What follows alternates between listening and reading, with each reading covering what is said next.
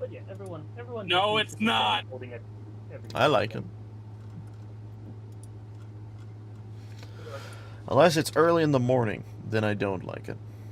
Only 4, This is 3, entertainment. 2, 1. Save. I'm already live, host. Nice. Oh shit. All right. On your side's gonna hear the before stream stuff. Alrighty, righty, right. No. So, now that I got that up and I'm live and all that delightful good news and stuff, yes, I'll get us going then. I'm in my own channel. Doesn't matter, I'm not talking in channel. Alright. Anyways, let me scroll up on here. Alright. Hey guys, welcome back to Omen of Cursed Light. Whole crew's here again for this episode. We're going to be doing a bit of a catch-up on what we had to kind of leave off early on from the last one.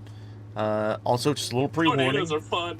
They are. Not. But Well, nothing there really will happened. be I think a 3-week break period after this one, if I'm correct. Sorry. What? Thank fuck for that. I'm Good so glad you God. didn't mute your mic. I can't just mute my mic, unfortunately. I don't have any keybind set up for that. You can just turn your... You can turn away from your mic! Oh yeah, look at this person that doesn't have a mute button on their fucking mic. I used to. I gave my mic to Cameron. Why would you do that? That's an Discord. Because this one I have new, or this one right here is like way more expensive and better quality. Cameron uses a webcam mic? That's... What'd you say? Wait, what is Discord's mute button? Well, I have to... True, right? That doesn't mute everything. But anyways, that aside... Yeah, welcome to Omen. As I said before, there will be like a 3-week break from this because we have, I think, Kiwi has a birthday that's happening. We also have OMGCon happening the weeks after, and also Quinn is, I think, going on a temporary leave. And then we have another D&D that's starting that is one that I'm actually playing in, that we will actually be swapping back and forth. That one will not be streamed, so you don't have to worry about that one popping up, but because of that's its existence, I will not be able to stream this, and being the host of this one makes it difficult. But with that being said, we will be picking up the session once again. So, I'm going to click the video. You all ready again? Oh shit, Oh, this right, fucking completely. thing. I keep forgetting You- about that. You both forget about that again? Oh, why? Because I did tell you, because you're like, oh, we're Omen, we're in. And then you're like, video. I'm like, oh, I didn't fucking download the video. Well, I'm doing it again. If you Click guys the want to button. see the video, Yep. go in do the Cody stream, and then come Don't back do here. that. Never go into Cody's Yeah, stream. don't do it. Anyways, silence. Actually, I don't have to say silence. I'm going to mute the chat anyways. But here you go, guys. Enjoy the video.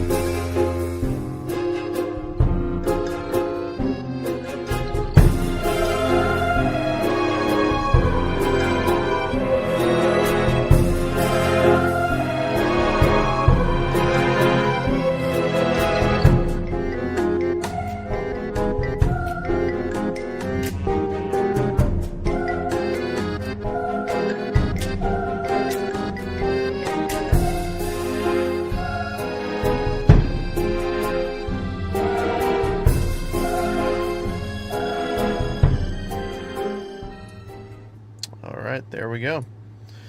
Footage is Right, done. Yeah, there we go. I got you guys a background. I gave you guys the theme song of it, not the actual Yep. song itself. Apologies. That's funny. Like, I remember Jesus, man, cough away from the mic. That's what I'm saying. I'm trying. But yeah, I would have. Hey, the chat's actually working on screen now, except for it's white on white. Holy hell! Don't do that. You can change to what style. But anyways, Yeah. I'm now going to click for the dramatic music as I continue to read. I'm gonna do one more cough. Good luck. All right. Ooh, juicy. Juicy, okay. Last time on Omen of Curselight, our group of 4 unfortunate souls sat by a campfire in the middle of the frozen forests of Haroon. It was here that they retold the stories of how they discovered their curses and what occurred to them thereafter. They then continued to discuss the complicated nature of what has befallen them, until eventually leading them into the stories of how they met each other. Starting with Gug and Albatross meeting in the evergreen forests of Aranon, then to their meeting with Damien in the town of Gildenyost on the island of Haroon, which after days of traveling through the frozen forests of Haroon and enduring the harsh weather, they eventually found themselves face to face with the famed alchemist Arthur Blackheart. After a small discussion between Arthur and the group, Arthur eventually led them to a secret staircase hidden behind a pictured wall of Arthur and his dog Grim, and after slowly trailing their way down the staircase, they began to catch the faint scent of sulfur in the air, which is where we will be picking up right after Gug is violently launched from the exploding basement doors of Pan's secret laboratory. Now, Gug, if you'd please. Yeah, am I... Is this So, a roll I have to make? no, you just explode. Yeah. You're not going to take any damage because it's just more comedic effect. But anyways. Okay. Oh, So the door explodes. shit. I'm trying, David. I'm trying to fix it. What's going on? Let's You're try in. that. It's the I had to change the white on white because you couldn't fucking read chat. So Wow, okay. I was like, okay, I boxed it and then I changed the color of the chat. So now if you text again in chat, hopefully wait. it works better. Anyway, I have to also quickly. Where the fuck did I put it? Oh, I didn't. Damn it. Did I sadly, forget it that? resets chat every time. Yeah, I think I did. What are we doing? What? We were introducing. Hey, Amir, and you can actually, you can kind of see that. I wish the background of the box was a little bit darker. Alright. That's okay. Yeah. I meant to grab a song for the background of this castle. At least I thought I did, but I don't think I did. Oh, no. That is a shame. But that aside, we, as said by the recap, we pick up with everyone walking down the staircase, in the order of Arthur being in the back and everyone else in the front, with dead lead would be Gug.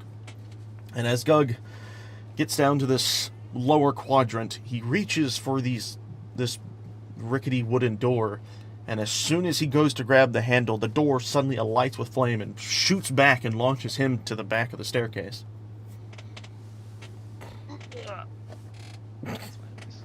Nice. But anyways, as this happens, the smoke of the room billows out and floods the space you are in, and you hear a faint coughing coming from within.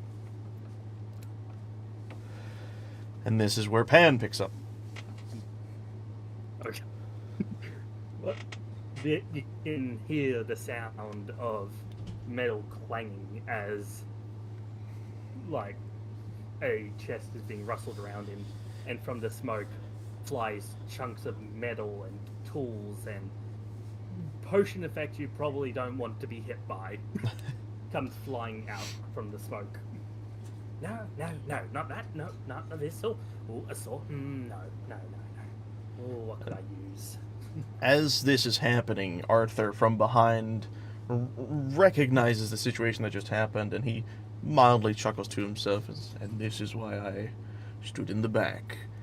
Pan, my dear, we have guests. Are you kidding me? My face just pops out of the smoke. Be like, ooh, guests, you say? Test subjects? Also, Oh my Kiwi. god, that was one hell of explosion. You're nothing but bone. Yeah. One. Also, What's going on? that was one hell of an explosion. It crashed the entirety of my Streamlabs. Yes, my my tinkering has known to break through to dimensions, if you will. That's Fucking apparently, really and it won't funny. let me. It won't. It said, "Hey, do you want to restart? Do you want to, continue right where you were?" And it didn't. Oh, yeah, no, it never So, does. It Streamlabs never is does. Streamlabs is fucking garbage. Fuck this thing. I need to reset it on OBS. It is. This is absolute trash, That's funny. and it won't let me stream it I again. don't have any problems. Yeah, I don't either. It's only a him thing. He has a lot of weird problems with things he does. Like Minecraft hates him for some reason, and it's Minecraft. It hates nobody. Really? Bedrock or Java? Java. I think Bedrock hates everybody. It won't let me restart the stream. Is your internet going Just- kaput? I can save it, and then that's it. It won't let me go live again. That is super fucking annoying. Yeah. We'll take a moment now. Hey, I get to finally use this. Boop. Just legitimately gets to use the BRB screen. This is the I feel most like my idiotic mic's thing always I've ever messing with fucking it. heard. Yeah, it's fine. I like the screen. Oh, this is the one that you did. Yeah, What's the effect called? the original thumbnail idea, and now I'm just doing it for this. Yeah. Again, I apologize for the sudden mishap. Technology stuff always happens with us. It's just the curse we are begrudgingly stuck with. See, this is Kiwi's real curse. It's only because I believed in you, and I was like, oh, I'll just do it on fucking Streamlabs because it'll be easier. It is easier, Was and it? it has never gone It's against not. me. You just suck with technology. I don't suck with technology. It's the fact that it doesn't work. Works fine. It to me. should. It does. should work perfectly fine, but it doesn't. I don't even know if you're going to be able... I imagine you should be able to reset a lot of the stuff on OBS. I just don't know how easy it will be. Oh, for fuck's sake. I mean this in the nicest way possible. I'm pretty sure it's a you problem. Because Yeah. I've literally It never physically had any cannot be. problems with this app. It physically can. Oh, then It what is. it could have Let's been? calm The error down. message came up saying that we. You can't sit here and blame me when We're not- the entity itself says it's its problem. I got Anyways. error code, which means it has to be Streamlabs. That's fine, but regardless,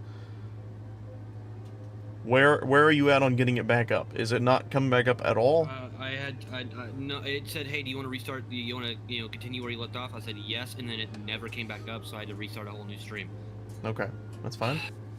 We'll start at the beginning. Did you lose the intro? I lost all. I'm gonna have to lose all of it. I can do So, a quick hello, reread welcome of to the this version of the reintroduction. stream. Thank you. I'll get things prepared. Yeah. All right. Sorry about the mishaps. Is your stream up now? Yeah. Cool. Okay, I'm gonna do a quick reread of the recap. So let me swap songs real fast. Get back into the mood of things. All right. Last time on Omen of Cursed Light, our group of 4 unfortunate souls sat by a campfire in the middle of the frozen forests of Haroon. It was there that they retold the stories of how they discovered their curses and what occurred to them thereafter. They then continued to discuss the complicated nature of what has befallen them, until eventually leading them into the stories of how they each met one another. Starting with Gug and Albatross meeting the evergreen forests of Aranon, then to their meeting with Damien in the town of Gildenyost on the island of Haroon. Which, after days of traveling through the frozen forests of Haroon, they endured the harsh weather, they eventually found themselves face to face with the famed alchemist Arthur Blackheart. After a small discussion between Arthur and the group, Arthur eventually led them to a secret staircase hidden behind a pictured wall of Arthur and his dog Grim. And after slowly trailing their way down the staircase, they began to catch the faint scent of sulfur in the air, which is where we'll be picking up right after Gug is violently launched from the exploding basement doors of Pan's secret laboratory. Which is what just occurred. You still got the "We'll be right back" screen on. I know. I was just catching us up before fixing that. Boop. Alright. Now we're caught up. Repeat Gug.mp3 screen. Okay. Are we good now? We all caught up? Old PlayStation 2 death noises. I know, right? That's exactly what I was thinking. It's like an old video game death sound effect. Alright. Is your stuff good over there? Just imagining the Lego Star Wars Yoda death.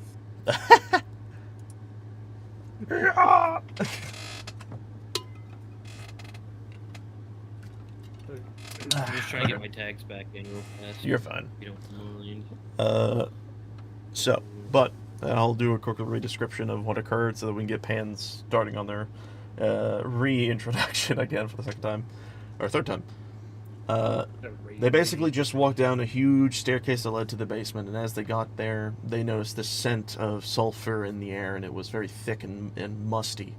And upon reaching the bottom of the door, in a specific order of Arthur in the back, and then everyone else in the middle with Gug leading, Gug eventually got to this wooden rickety door, and he reached to go to open it so that everyone could enter into the basement, when it suddenly alit with flame and blew back, and then launched him to the back of the staircase.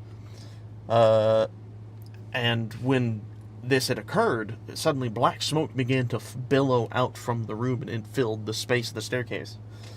And you could hear coughing coming from within, but also tinkering and the sound of things being thrown around the room. Some of you probably end up having to dodge random sharp utensils as they were just yeeted behind. And you could hear the faint mumbling of someone on the inside of the door. And from here, we'll be picking up with Pan. No, this is not right. This is not right at all. Not this item, not that item. What could it possibly be? Yes. Let's have a look. You then hear from behind the slightly chuckled voice of Arthur. He's kind of under his breath, laughing a smidge. He says, "And this is why I went last. Pan, my dear, we have guests." She just pokes her head out of the black smoke, looking at you all, being like, "Ooh, test subjects. Lovely."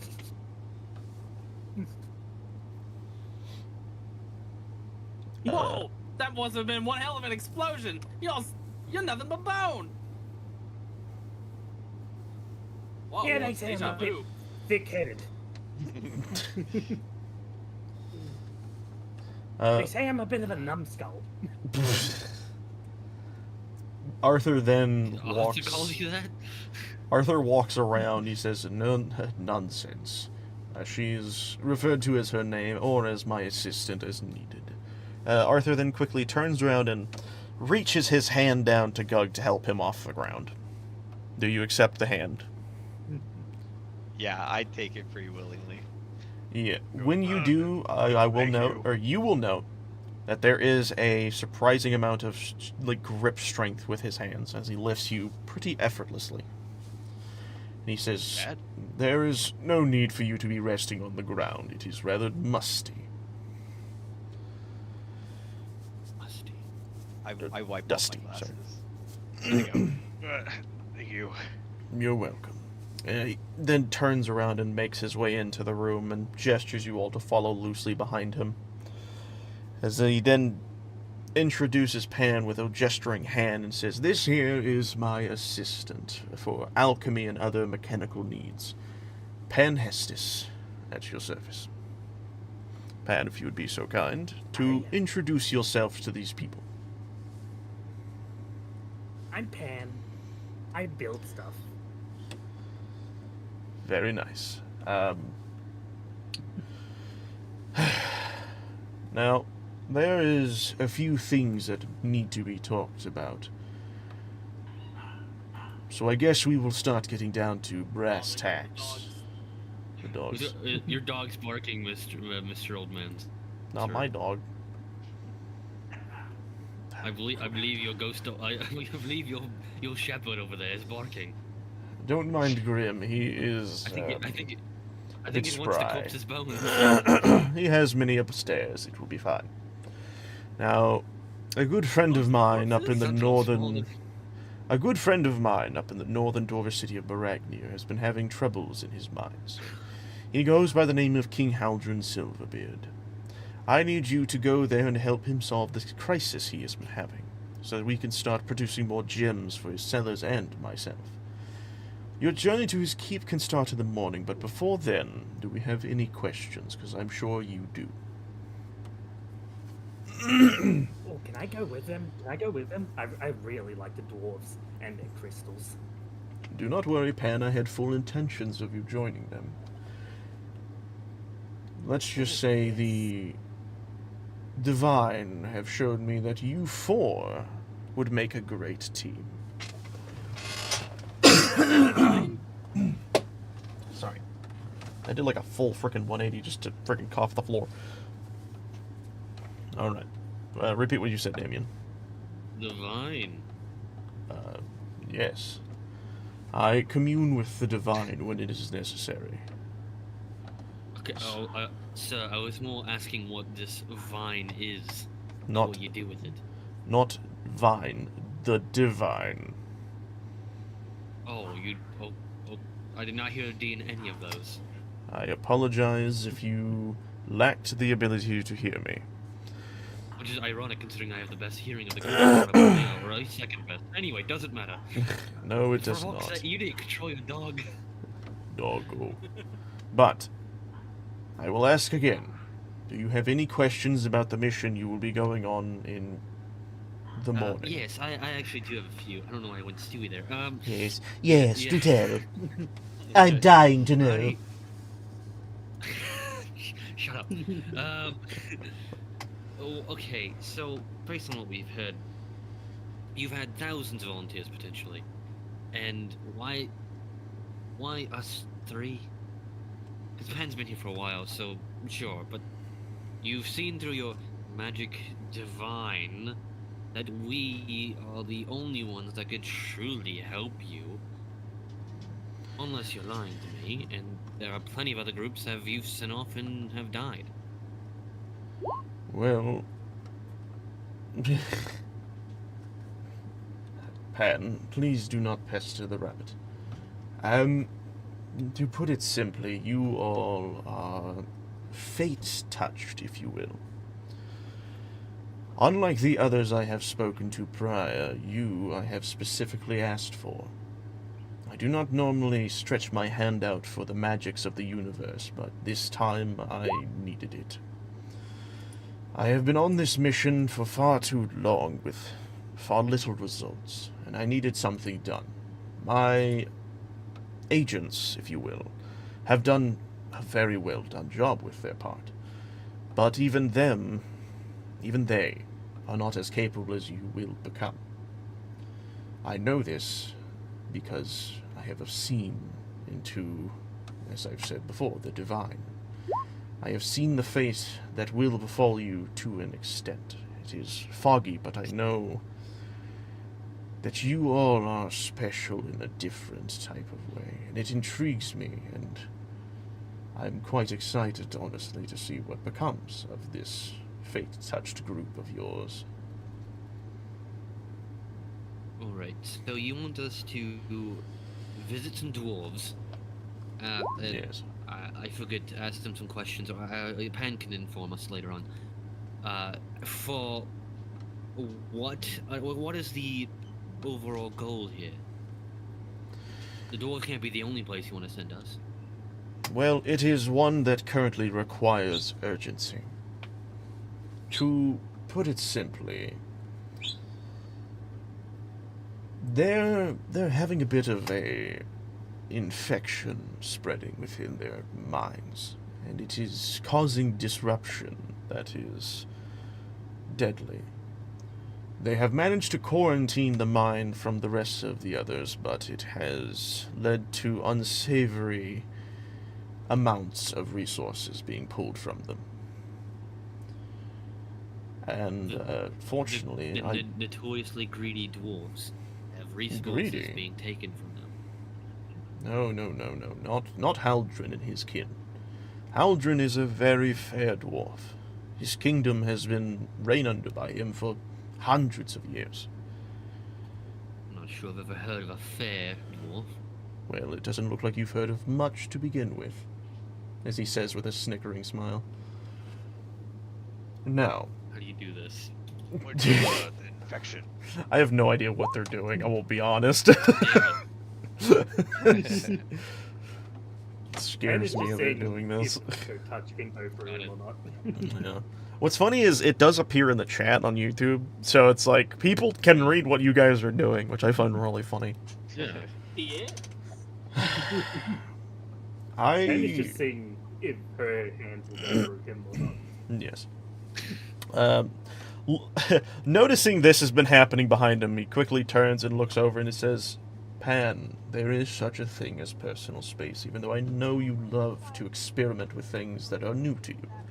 I do request that you give things their bubble, if you will. As he turns around to say all of this, she just quickly looks away, puts her hands behind her back, and tries and fails to whistle. That's just the sound of shh. Pan, you do realize you do not have lips to do that with. And honestly, with the amount of times you've tried to do this, I don't think you'd be able to whistle with lips. I apologize, Damien, for her intrusion of your space. She is a curious little character. Yeah, I can tell. My apologies. I do feel that I owe you all a little bit of an explanation on some things. Because I can tell through Albatross's inquiry the necessity of explaining my operation is important. If this is what you wish, I will warn you it is a tale. It will take some time.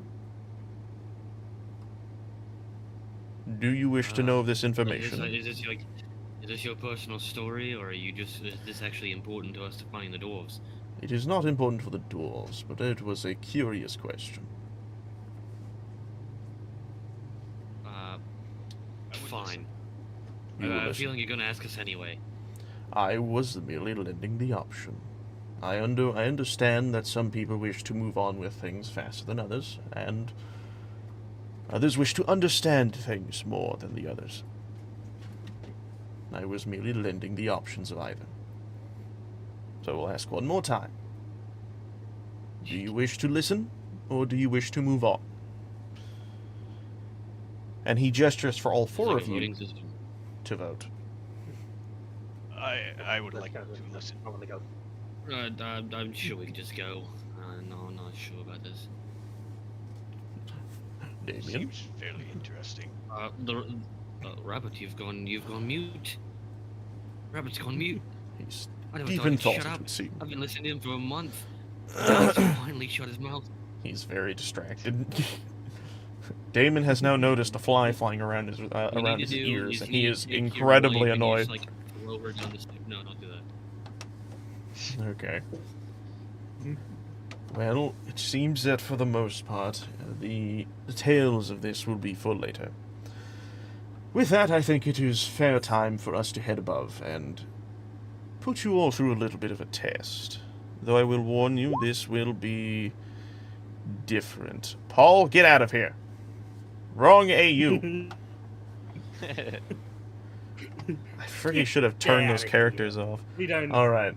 But with this, he gestures for you all to head back up the stairs. Just to suffer. Okay, do not make me remove those characters from your ability to use. I will do that. They're there for the sake of funniness, but I can remove them. Is this not funny? Is this not funny enough for you? No, I don't want to hear it! Alright, move on. Let's go. We're leaving, right? Give me access to my old character. No. Oh god. Oh, but I want. Anyway. Oh, anyways. We're So, he... Okay, let me read this real fast. Yes. After this is said, and after the gesture to head upstairs, I assume you all follow. Pan, I would assume, would be the first, because Pan's probably been in the lab for a little while, and she's ready to get out of the room. And so you see Pan just... running up the Yeah, that's exactly what I was gonna say. She skitters up the stairs. And Can I you make guys, an investigation of the place? you would like to look around? I just kind of want to see. I would What like to like just check it out before we leave it. Because you That's are who we're walking. traveling with? Hold on, I'm real not too quick. sure about it either. What I'll say is, for Gug, roll me a quick perception check because you're just, walking away. Yeah. So you don't have the time to fully investigate, but you can at some point in the near future if you just show desire. But sorry about interrupting, Damien. What were you saying? That's the person we're traveling with? Yeah, not too sure about this either. Gug, And I will yells say. Don't touch my shit. I will say, with that, Gug is slowly walking over something, and then you hear this echo from above, and you just quickly pipe up and turn around. But what I will say is, what you did glimpse with what you were looking at was a bunch of alchemical machinery and experiments. You saw a very fizzy-looking glass flask that was almost spilling over, but staying in the same place, and it was flashing between colors of green to red to blue to yellow, doing this. But you could tell that I the don't think that's pace safe. of this was slowing down. Is Damien also looking around? Maybe. All right. Things of steel he's gonna put in his little pocket. Yeah, Pan, what do you wish to do? You know that's exactly what I'm doing. Like, so Pan now aware people are fucking around with her shit. She comes back down. She's like, "Well, you want to see so badly? I'll show you." And she Uh-oh. pulls on a rope, and Wait, there's how did there's a Pan light. know? As Perception No. check. well, it would be Pan hearing, but I don't think Yeah, it would she has no be. ears. Well, she can still hear, but what I will say is, in this situation, Pan is still able to hear when someone almost, tricks a glass of one of her flasks. Hang on, Okay. hang on. You want a reason, my good friend? You want dear. a fucking reason? Eh. Yeah, I do want a reason. That's a pretty damn good reason. Mm. I There mean, you go. I it's- accept this. like, Yep, there we go. We love that. All right. So, so in the mind of Pan, I have to ask, what does this sound like? Is it just like your normal alarm, or is it some like stupid ass sound effect? Someone touched my shit. Someone's touching my shit. Someone's touching my shit. Your shit is being touched. Your shit is being touched. I repeat, your shit is being touched. So you hear, with quickness and the sound of very metally clanking, Pan make her way back down and just oppose and point, as she also quickly reaches for a rope that is dangling from the side of the door. And please pull the rope, I guess. I pulled a rope, and then it's just a tank. It's not filled with anything. It's just Oh. another light flashing, different colors, with a Oh. crab just swaying back and forth. What the fuck? What? It's a crab. I won't be honest, Gug. I want to get out of this place. These people are crazy. You see Arthur over there with his hands touching, like he has one hand under his elbow and the other on the bridge of his nose, and he's just shaking his head very slowly, and he looks with one eye glowing very silver, and he says, "Pan up the stairs, please." Is that crab dead? I think it is. Don't worry about it. Machinations That's a question for another time. Let's go. It's your wait. If anybody's curious, I am the least bit interested in finding out the secrets of this place. I don't want to steal anything from here anymore. Oh, do you retract your perception? Your tracks perception. Well, you know what I will say is I will use that perception for this. You look at the crab as you're leaving, and it is very much so a hollowed... It looks like a taxidermied crab that has been hollowed out to allow this puppeteering-like string to allow it to dance around. That's what you see as you all make your way back upstairs, I guess. But anyways, Arthur follows behind to make sure everyone leaves, and he shuts the remaining parts of the door because he's still a gentleman and still prefers things to be in a set path, as you all make your way up the stairs. Once you are out and back into the hallway, he turns around and grabs the key and twists it back into place and pulls it out, and you watch as the pictured frame moves back into its original position and locks in place. And then he turns and gestures like, please make your way to the foyer. We have one final thing to do for the night before you all are sent to your own rooms. And with that, you all walk down the hall. When you reach the foyer, suddenly Stay here. We can't just leave. he snaps his fingers. When this happens, all the doors on all sides shut with a loud slam, and the windows you see suddenly darken, as the room is now only lit by the sconces that are around.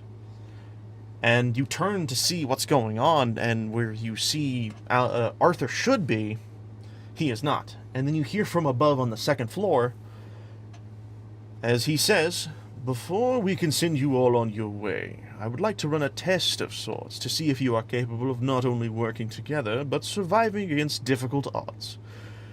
Grim, if you'd be so kind, show our guests some of your favorite type of hospitality. And as this happens, Grim, our boy, our doggy friend, I'm going to be doing this here. Everyone just drop your token onto the map. I know it's black, but it'll light up once you put it on there. As he does this, boom. You can put yourself anywhere but on the second floor, where Gug is currently for some reason. Oh, awesome.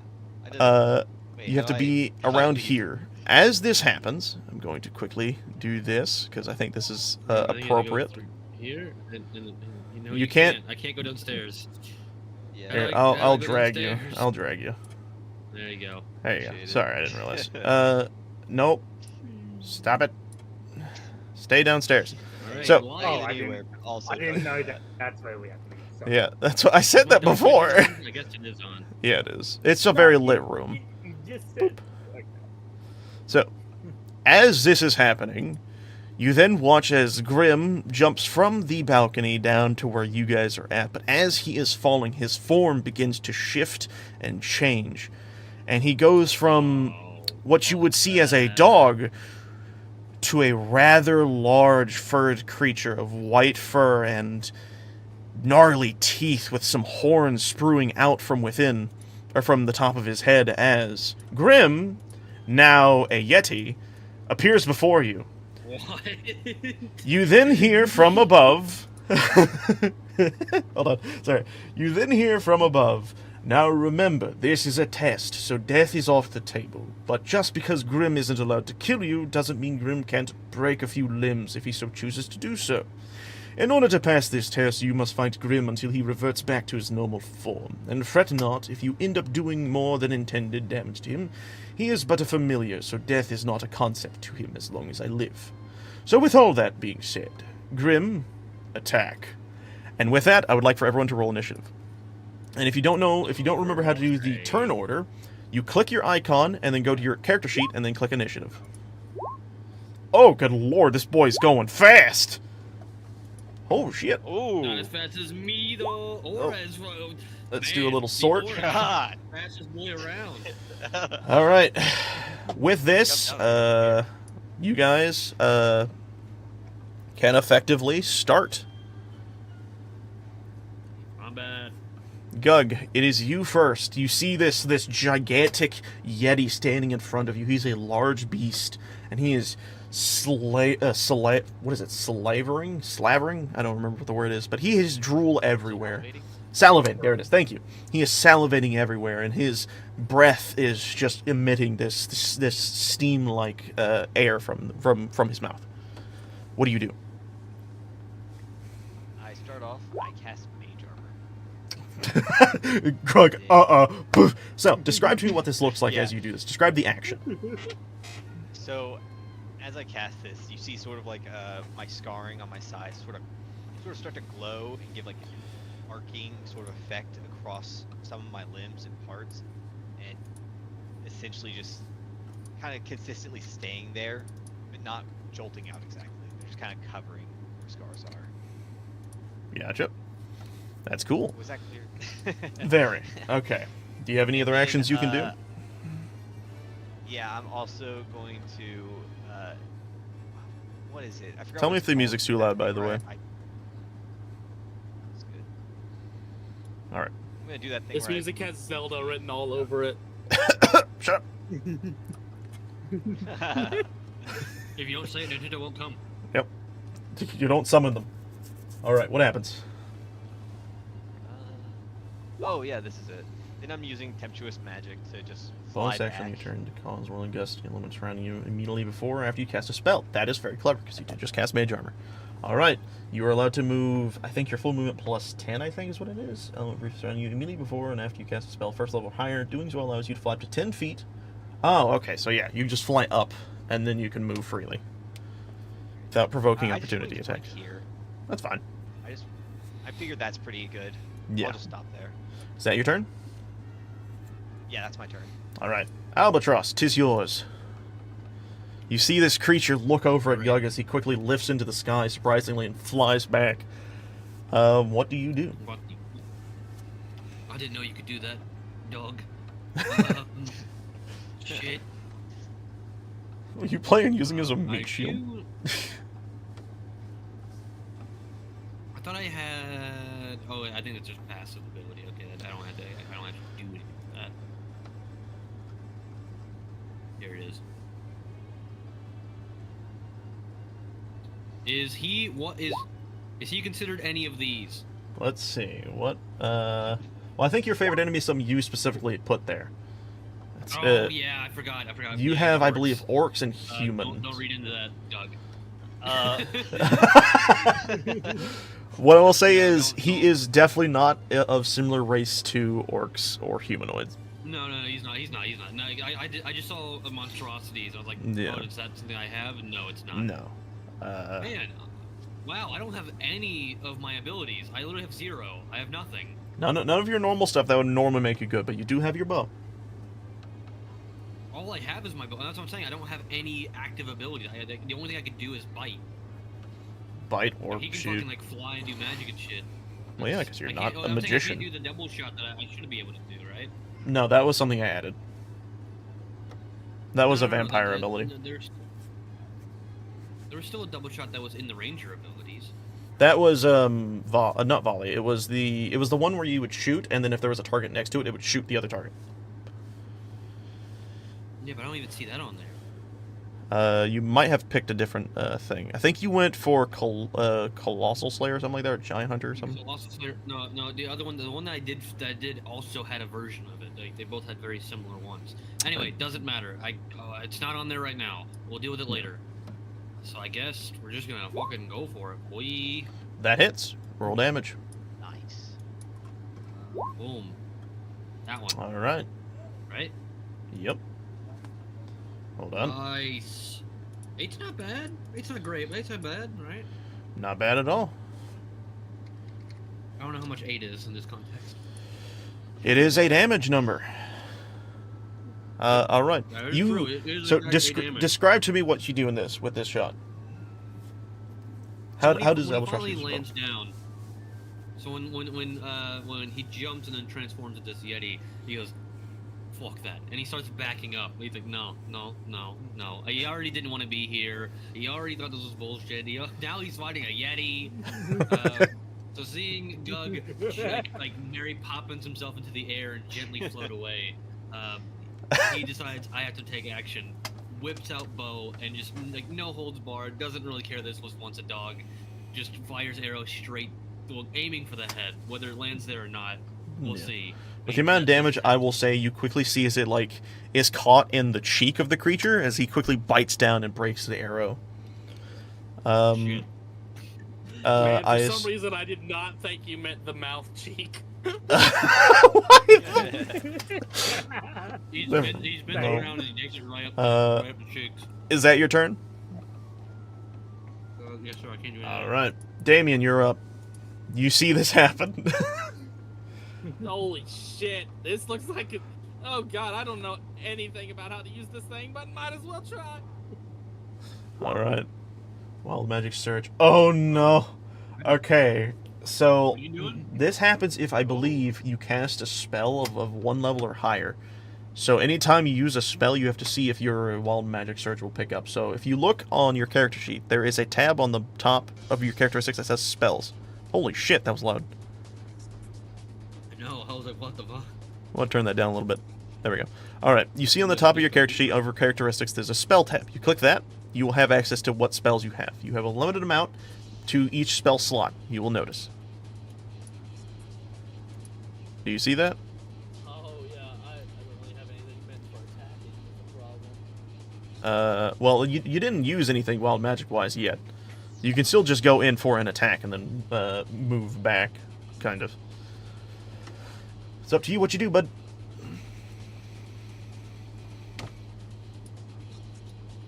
Oh yeah, I know what I'm doing next turn. Got it. Minor illusion. So with this one, you can effectively try and trick Grim. You can spawn an illusion and see if he falls for it. So what is the illusion you're wishing to create? I'm basically just trying to make an after image of myself. Running. Ooh. All right, let me see if he falls for this. You create a sound, image, illusion. Chase the false rabbit. What is the? It must be no longer the 5-foot cube. The image. The music's a little bit too loud. Is Turn it? Down again, please. I will do that. I can. It almost comes over you. It doesn't sound that too that loud to me. It just sounds very like. Well, it's not loud. It's loud enough to where it affects when he talks. That's fine. What's funny, I just want to state, this thing normally is only allowed to do like a 5-foot cube. You are smaller than 5 feet, so this actually does just work. Sensory effect, physical interaction, the image. I believe it is determined that it is an illusion with a successful intelligence check. So I have to get the Yeti to roll an intelligence check. Or investigation, sorry. So let me see if Grim is smart enough to understand. Wild magic. Yes, since you just casted a spell, I believe. Or wait, no, that was a cantrip, so you shouldn't have to. Cantrips are basically free for you to spend. You don't have like a limited amount. I can hold on. Let me look at your character sheet and see if I can help you with the understandings of how the spells work. Let me go to Damien real quick. I'm sure it's probably gonna already have your spells. Oh, yes. So you see on the top where it says cantrips, and down below you have Charm Person and Expeditious Retreat. Those are your actual spells. I will already tell you, Charm Person would not work on this creature, because Charm Person is specifically for people and humanoids, whereas Expeditious Retreat is like, you cast a spell, the bonus action, you turn, till the spell ends, you can use the dash. Actually, this one might be good for what you're doing, or might be good for something in the future, because basically what that would allow you to do is to run in, attack, and then use Expeditious Retreat to dash. Well, you would still get opportunity attack, or maybe just a means of running away at a fast pace, basically. Like, if you needed to double dash, you could effectively do that. But anyways, with that being said, you cast Minor Illusion. I will see if he is smart enough to see if this is a thing. What is your spell save? It is a 13. It says on the bottom of your spell list instructions. Should be the. Ah, he just passed. He didn't Jesus just. Christ. He did a little bit That's more. investigation, not a. That's what it says. He has to do an investigation check. Oh, okay. Yeah. Basically, you see him look over at your after image as it appears and manifests and kind of does little jigs and moves around, but then you slowly see him look over at you as he recognizes that you are the real one. Do you have any other actions you'd like to do? Would you like to move around? Worth a shot. During its second level, your quick thinking usually allows you to move. Yum. Oh my god, you can effectively, like, triple dash. What the fuck? Yeah. I Damn. don't need to, He though. is Just speed. hiding. Yeah, he is speed. All right. Oh, you're going to use the hide action? I am speed.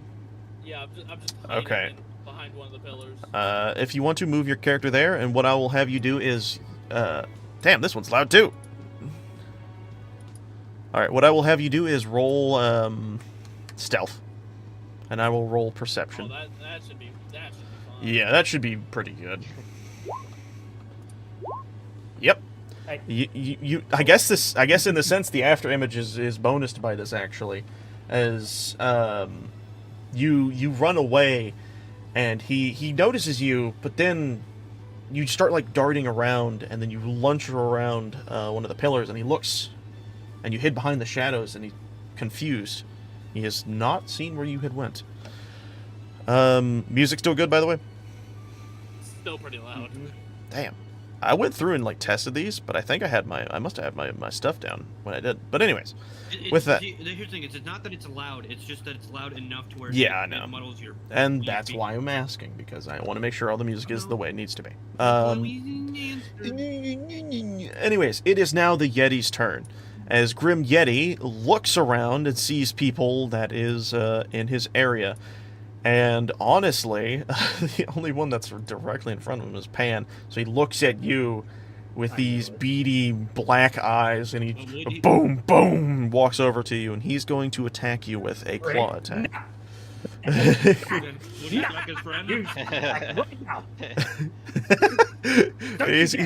gonna try. Does a 15 hit? That's likely. Okay. It's meat or beat, right? Yes. So if he meets your AC, I believe then. Your AC's 15? Just hits. Holy Yeah. shit. Okay, well then he's going to damage you for 6 plus 3 cold, so 9 damage. Wow, love it. He's then going to use the remaining of his speed to trump and stomp his way over to Gug. Because he has multi-attack, allowing him to attack twice. He's running for president. Not exactly. But he's going to swing once at Gug. I assume that hits. Yeah. Jesus. Oh, jeez. You only take 8 damage. All of that. Yeah. Also, are you... Fuck you too, Grim. Pan, I have a question. You're a tiefling, so are you slightly resistant to cold? I don't know if that's a thing.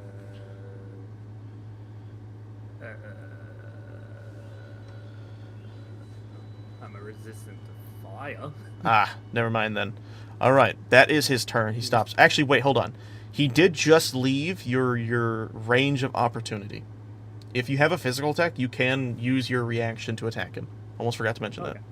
Do you want to do that? She's done. So can she shoot him? It is, I believe, specifically just physical attacks. So you take like your spanner and just whap him in the back of the head or the kneecap. I'm gonna bonk his big toe with my spanner. That'll hit. That'll hit. Wow, wow, you have a lot of strength. Yeah, take that. Which big toe, left or right, or does he only have one? He's got a lot. All big toes. Whatever one is He's closest got a lot to of me. big toes. 5. That's actually a lot of His damage. all big toes. What is that? That's You 9. do 9 to Nine, me, I right? do 9 to you, bitch. All right, that's good damage. That's good damage. All right, he is taking the damage. Okay. Attack must use a finesse. What does that mean? It means it's like a dex weapon. Must be a dex-based attack, so you're fine. With that, I believe it is Pan's turn. That's funny enough. Alright. Yeah. What you gonna do, Pan? Immediately, I've been thinking about this since the very beginning of this battle. All right. So I'm gonna go ahead. God. I'm gonna use thaumaturgy, and I'm gonna dim these 4 lights Oh shit. around us to make it harder for it to see. Uh, Oh, lucky me! I can see in the dark. So can Yay! okay, so you do Zombies this. barely even have eyes. The lights dim, and you see the creature look around, and then look at you because it also has dark vision. Fuck. Hey, buddy. Yeah. I how you didn't even do- bother darkening the lights. He's like, there's no point.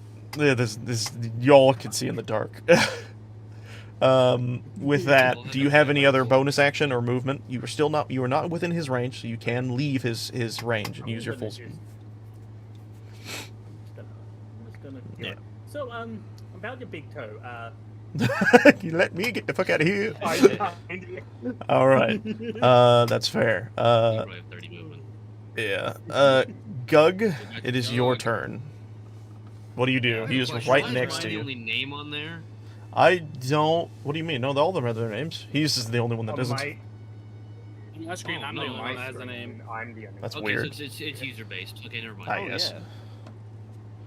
Also, Uh, I just want to point out my character is still over here. I've just moved it there so I can watch. That's fine. But yes, Gug, it is your turn. What do you do after you just witnessed this? Right. I charge up my powers and I cast a thunder wave. Oh shit! Ooh. Constitution save. Let me see what it Yeah. can do. Oh, it's It smart.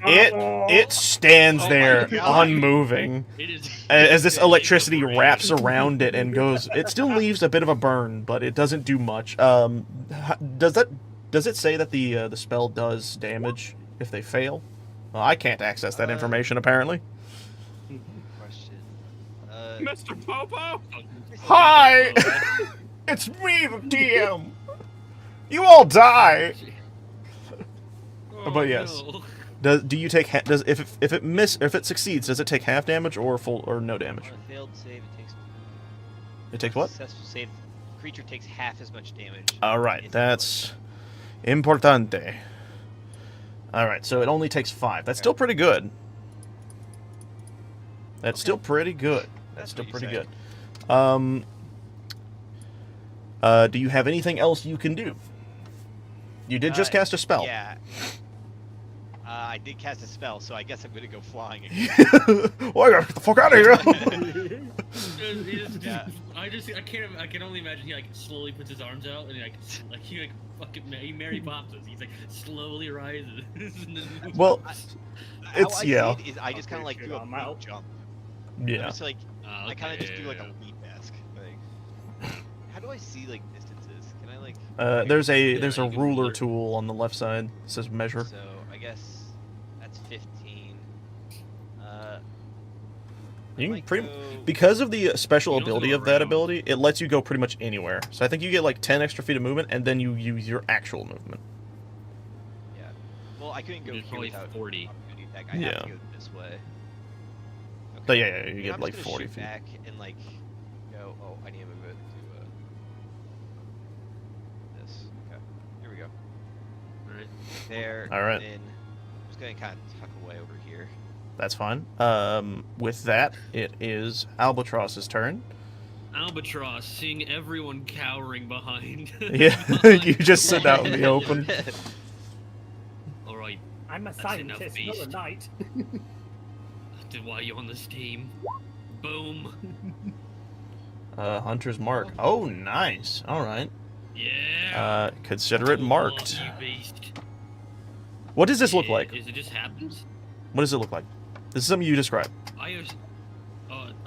Can I like, customize it? Like, Yeah. does it, like, there's an actual thing for it? Oh, Yeah. fantastic. He puts up his hand or whatever. You know that where it's like vampiric lifesteal, where they put up their hand and like it glows red. Yeah. It's like that, but instead of life stealing, it's this. So he does that. Okay. He holds up his hand. It glows red, like he's using magic because he is. And It's then a fucking a laser replica sight. of his Yeah, no. A replica of his tattoo appears on the beast in the exact same location, Okay. thus marking it. Nice. Obviously temporary, Yeah. but currently it shows. And then we're just gonna go right back in and dip our toesies in the longbow. All right. That hits. Give me the damage. And we're gonna do that, and then we get an extra d6, right? Yes, per the thing. So click. There should be a thing on your hunter's mark. Fuck.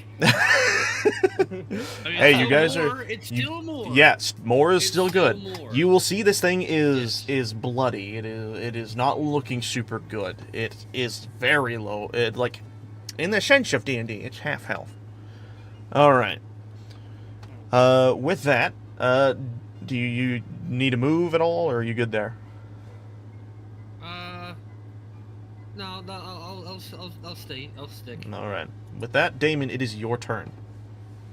You've just Please witnessed value. Albatross shoot the shit out of this thing. What do you do? Well, it's facing the exact opposite direction from me now. I'm behind it. It also would have not been focused on you. This is true. You You gotta motherfucker. backstab it. He's gonna turn into the spy. As a bonus action, you could jump a number of feet equal to 5 feet your proficiency without provoking opportunity I'm attacks. aiming for its fucking head right now. All right. Let me see. So what is the Extra, once per turn you can deal an extra. extra 1d6 of damage to one creature you hit with an attack if you advantage on the attack roll. If you had advantage on the attack roll, the attack must have advantage. You don't need advantage on the attack roll if another enemy of that target is 5 feet of it, and the enemy isn't incapacitated, and you don't have disadvantage on the attack roll. The amount of extra damage increases at gain levels. So you have to get advantage. What I will say is because it is focused on the one who just shot it, and Gug who just left it, and because you have hidden specifically in this specific order of things, I will allow you to have the advantage you need for the sneak attack to work because it makes a lot of sense. With this, I have a small question. yes, In Rabbit Hop, it says if your speed is greater than 0. You can have a speed of 0? yes, you can be incapacitated or held in place and stuff like that. You can even be slowed. Oh, yeah, that makes sense. But with that, Okay. roll to hit. That hits easily. Oh, shit. Plus He's got a with the frying good- pan. He's got a Yeah, good. the Australian frying pan. Oh, Yeah, shit. he Don't got worry them about that. shiny. That's gotta be the 1d6 too of sneak attack damage too. So you get your normal roll, and then you can add a 1d6. So 11. Holy shit! Oof. For fuck's Uh, sake. All right, so 11. Oh my god! 17. Wait, okay, hold on. What? How much is that? 17? Holy 17. shit! Is this else gonna be gone? Have we fucked it up on accident? Oh my god! You clonked this thing on the head, and you know what? Because you're using a frying pan, I'm gonna do something. I'm gonna roll a d20, and if it gets below 5, I will make it, let's say, a little dizzy. Ah! You see it wobble a bit, but it maintains its form, and it slowly starts to turn around looking at what may be its next prey. And with that, Fuck. it is its next prey, as it is now time for it to attack. Oh, no. It is very low on health, by the way. You can see it's very wounded, bruised, bleeding, and it is enraged as it leans down and just starts to run and dash at you. I need you to make a dexterity save, as it is charging at you. That fails. It will run into you, and what will happen is, let me get the roll here. Wait, what? What is it? Wait, hold on. It is charging at you. Boop. Fuck! You take 8 bludgeoning damage. When you fail a dexterity save throw, you can use your reaction to roll a d4 to add it to the save. Roll a d4. That might save you. It does not. Damn it. You take the d8, and what happens is you are now knocked prone, meaning you have to use half of your movement speed to stand back up, or remain crawled and move at half your movement speed. Oh, bludgeoning? I only take 4. That's fine. That's good to know. He does this, and then with his multi-attack, he will go to swipe you while you're on the ground, and because you are knocked prone, it is at advantage. 29, I think, will hit. Yeah, it does, yeah. You will take 2 slashing and 4 cold, and I believe you're resistant to cold, are you not? Immune. You're immune! Okay, so you only take, I guess, 1 damage then, One. because the I slashing. take 1 damage. This is very an fluffy enemy. boy. This is an enemy Damon was born to fight. With Didn't that, even realize that. Holy also shit. he would be over by here. With that, it is now Pan's turn. Pan, what do? You see this all happen. You see this creature is now heavily breathing. It is not looking so good. What are you gonna do? Scientist. I'm a scientist. I'm gonna get the last hit. But I'm a scientist. I'm a scientist, guys. Somewhere I got this. All right. You all Look at yours mock and- the power of science, but who needs magic with the power of science? Oh, okay. Oh my Well, goodness!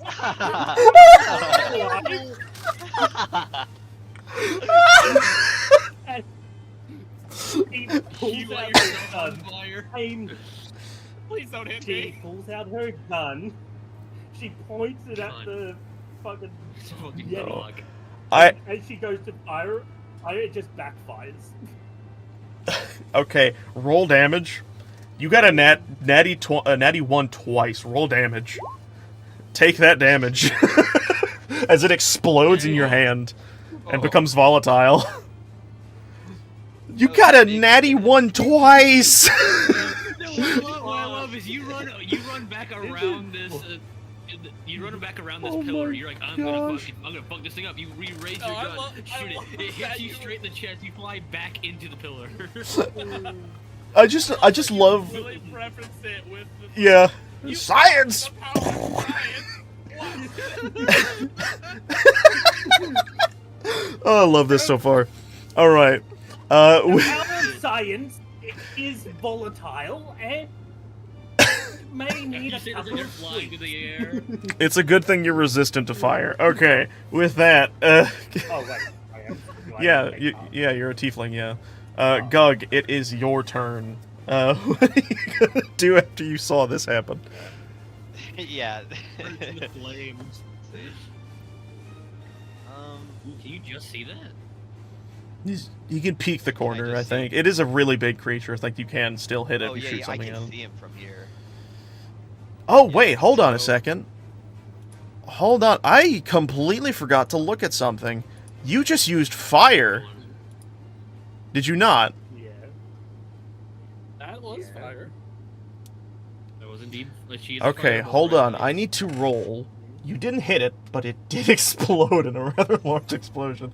So what I'll say is, I'm going to have it roll a wisdom save really fast. Where the fuck is wisdom? Well, Am I she blind? freaks out because of boom fire. Fun fact, Oh. Yetis hate fire.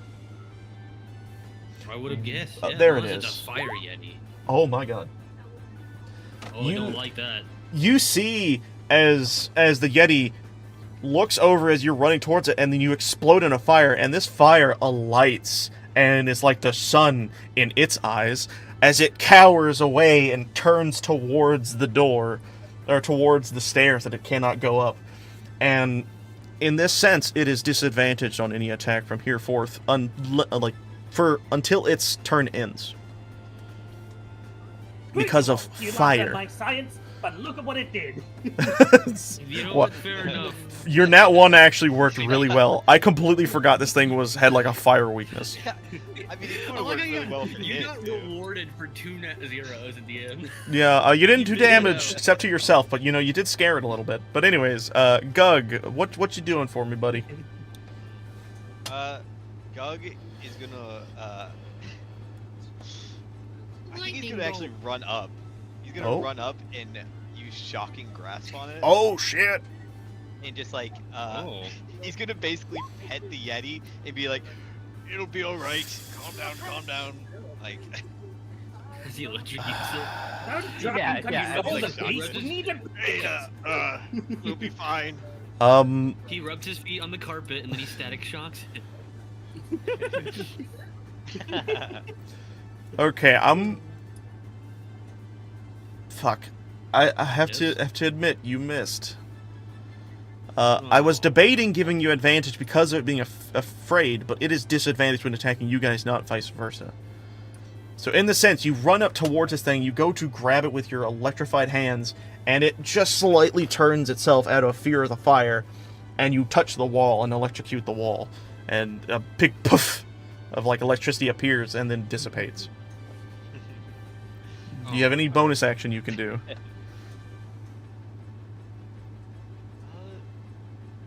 No, I don't think so. Okay, I will note also, I'm pretty sure, is Shocking Grasp a cantrip? Yeah. Then you will not benefit from your runaway ability. Yeah. Okay, but with that, it is now Albatross's turn. So, I have a question here. On a scale of 1 to 10, 1 being low, how low is his health right now?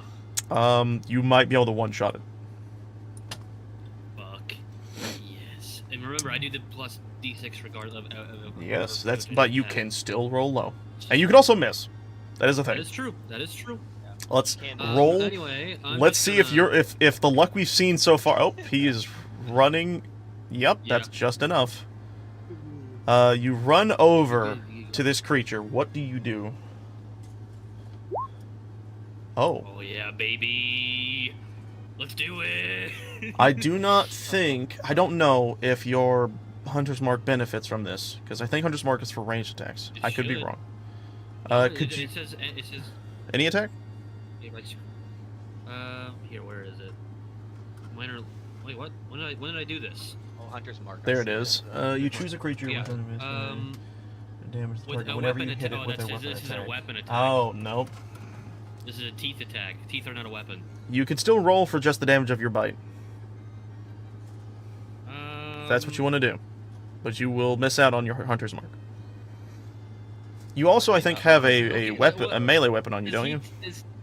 I do, which is what I was going to default to if this doesn't work. Does he take necrotic damage? Because if he doesn't, then there's no roll point. But if he does, then it's actually still pretty useful. That's up to you to figure out, man. I can't just tell you what this thing's weak to.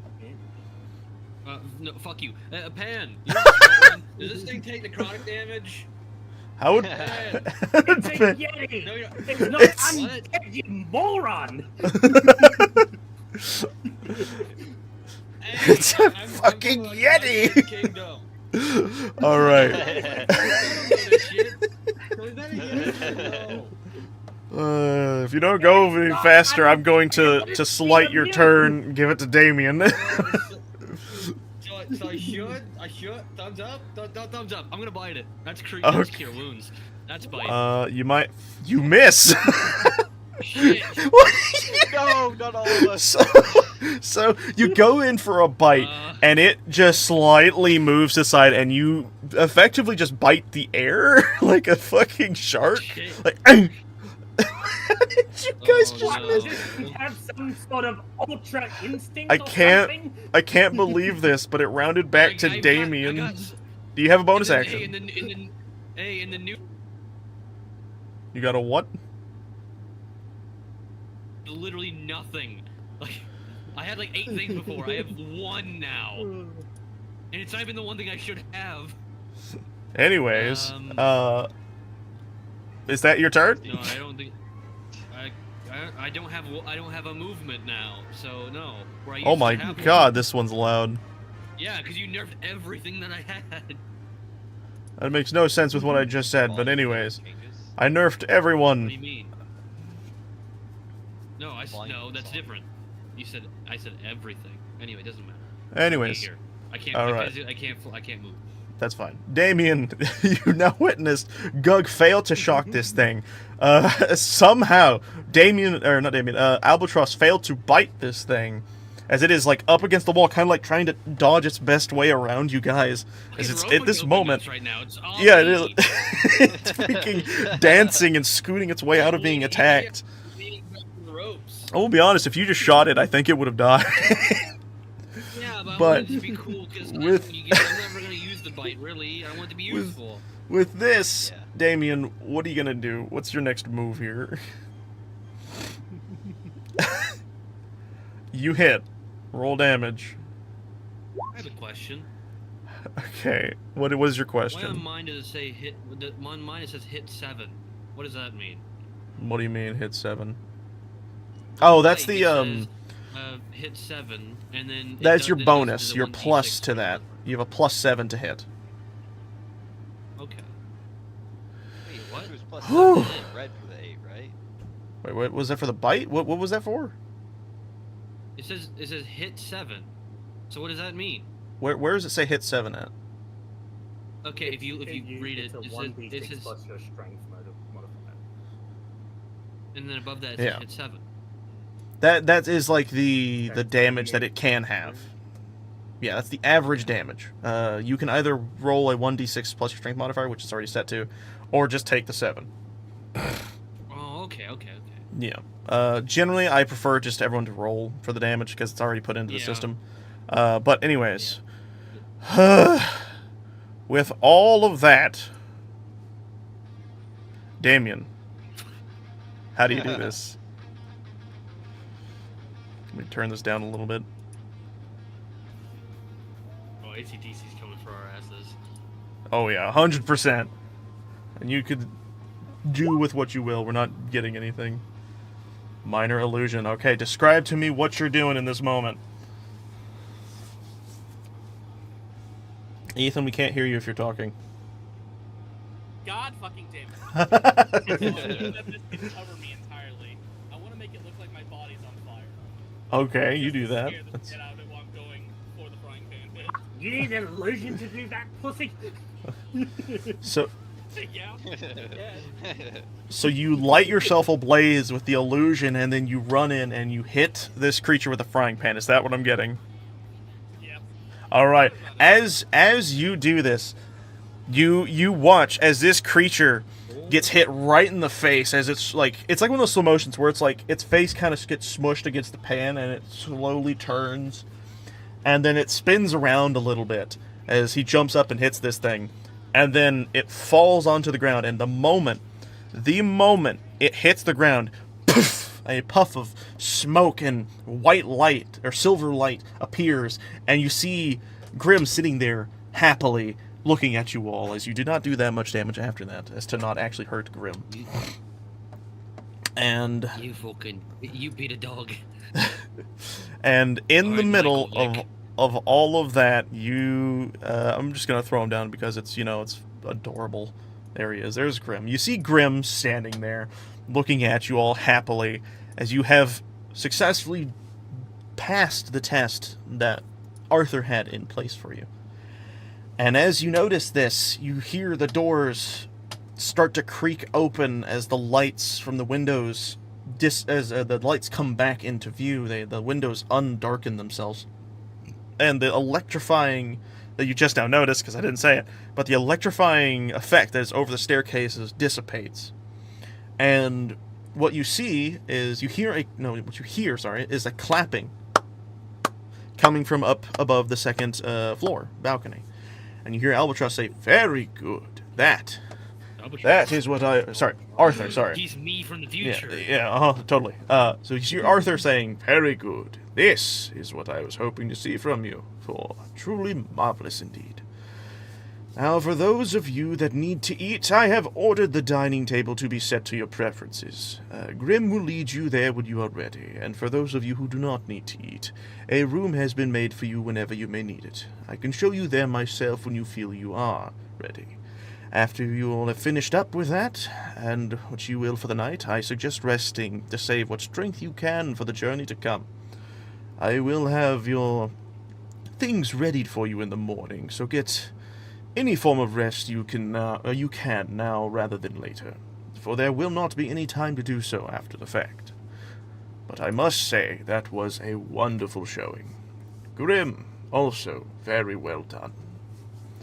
And you see Grim walk over to this back door, and he just goes off. And I'm going to switch us back over to the other screen. And you guys effectively are given the opportunities of those who need to eat can eat, and those who don't can go to your rooms. With this in mind, what do you guys do? Does meal come in blood?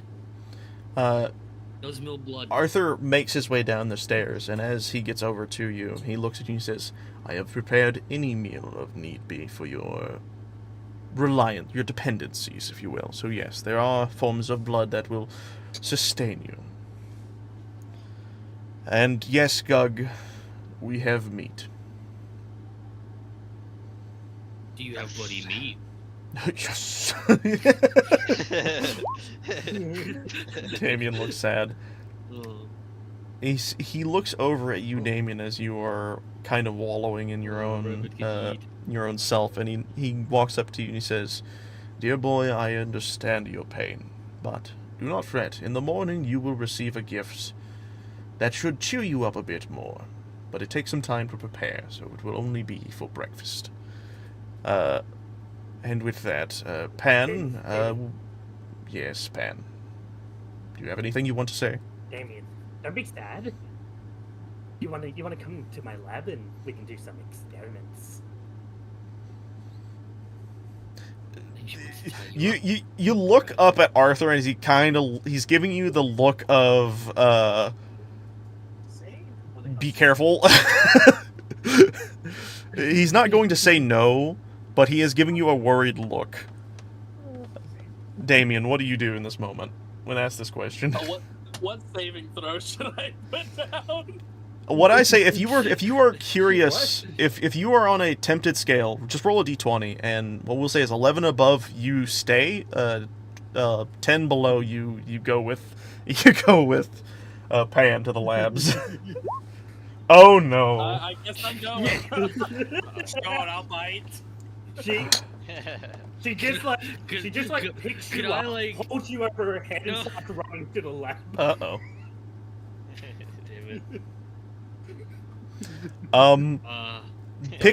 You pick up Damien, is that right? Turn the gug. Yes. Damien? He has a solid. I pick him up and hold him over my head. He'll probably be fine. He's a ghost anyhow, right? I'm never gonna see him again. I guess this happens. Arthur looks as this happens, and he kind of just shakes his head and says, I do hope he survives the night. Your food for you two will be this way. That is very rude. What? It's true. Does it make it any worse? Where are your manners? You were raised by the elves? As he then walks back behind the doors and keeps walking, and he gestures for you to follow, and you see Grim walk beside him. He looks behind. Grim turns his head to looks for you, to kind of wait for you to follow him, which I assume you two do. Yeah. And when you do, he turns to the side where these giant double doors are, and he pushes them open, and Arthur walks into what is clearly a very well put together dining room, with this giant chandelier on the ceiling and these giant windows on the other side. Oh God! We'll get to you in a moment. That is horrifying to see. Well, so what happens is you get into this dining room, and you see that there are already 2 chairs pulled out, and in front of them is plates full of your preferred foods, of whatever animal you preferred. Maybe for Gug, it would be something akin to like something from the swamps, something he ate all the time. And for Albatross, unfortunately, it would probably just be like it'd be like a glass of blood. Probably animal blood, as to not make him go insane. At least it's sophisticated. And with that, you two can sit down and eat. What I will ask is, if you guys want to talk, you can in this moment, have a discussion, because Arthur will be next. He will be at the other end of the table eating his own food. I don't think we're ever going to see the rabbit again. I wouldn't worry too much. I couldn't imagine Arthur would allow harm coming. Arthur looks up at you, Gug, and he says, as much as I'm willing to protect, this is in Orcish, you will... by the way. Huh? I said this is in Orcish, by the way. Oh. Yeah. That's what I'm talking to Albatross in Orcish. Then in Orcish you hear back, I apologize for the way Pan has been so giddy. Her excitement to meet you has been more than expected as of late. Also, I will note, his Orcish is perfect. More perfect than most you have heard. I couldn't imagine someone as sophisticated as you learning the Orcish language. He then speaks in Elvish to Albatross real quick. He says, I have learned many languages.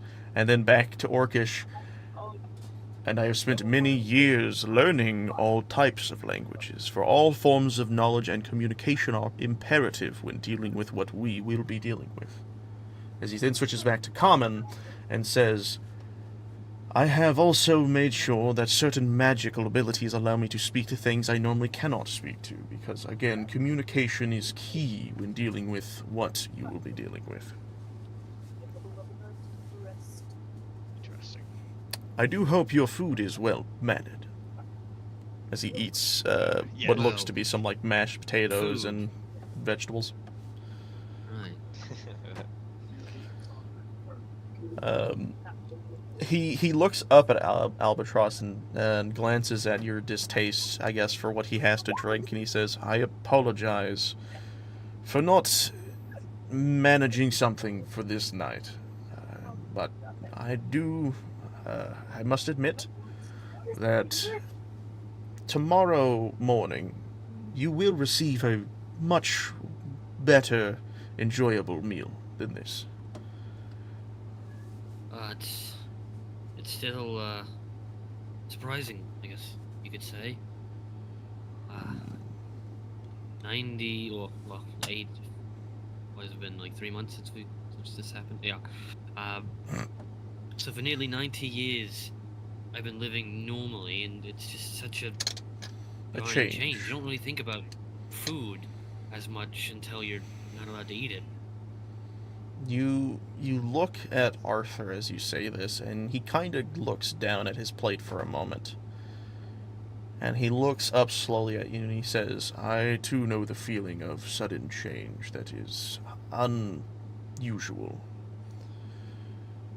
I have told you I was cursed like you all, and I have not given you full details, and I will refrain until I feel it is trustworthy enough to give you the details, but what I will say is the curse I have is more physical than you would think.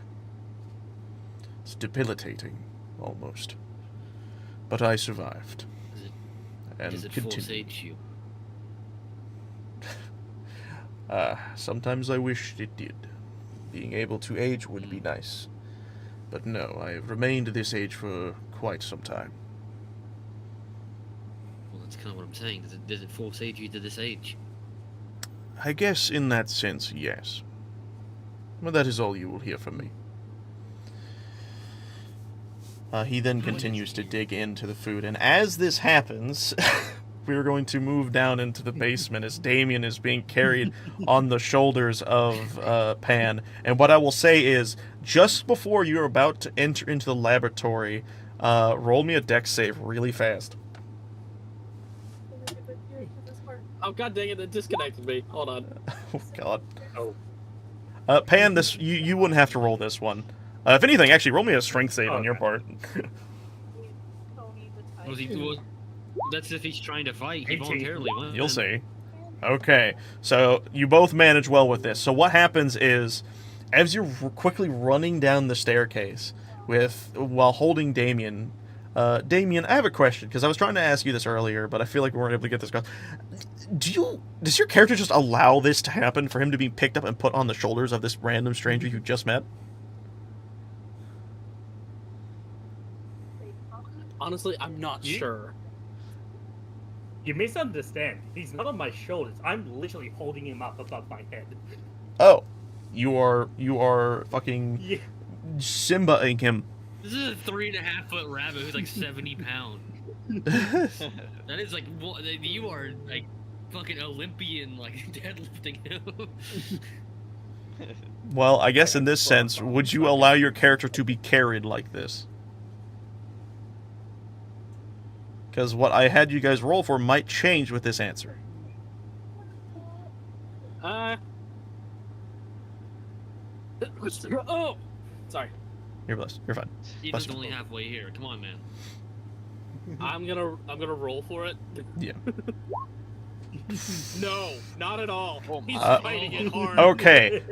Then what we're gonna do is we're gonna change this. He regrets his decision. Pan, I need you to roll me a strength check. Which I'm sure if you remember how to do, that's just the thing on the top left of your thing. And Damien, roll a strength save. What'd you say? Oh. Can I just use my 18? It doesn't change anything. Does it not? I don't think you gotta worry about it. Yeah, you probably don't. So you just have Damien in your hand squirming. Yeah, that's true. Damien is just squirming in your hands, and you're managing well. It's almost as if your hands are perfectly balancing him, whereas if he is not moving at all, but he is trying to. and you run down the stairs. Also, the rolls I had you prior do not matter now because of this. But you make your way down into the lab, and what remains of the door you manage to kind of wiggle around and get into the room. And now that you're in the laboratory, one, do you wish to describe what your laboratory looks like?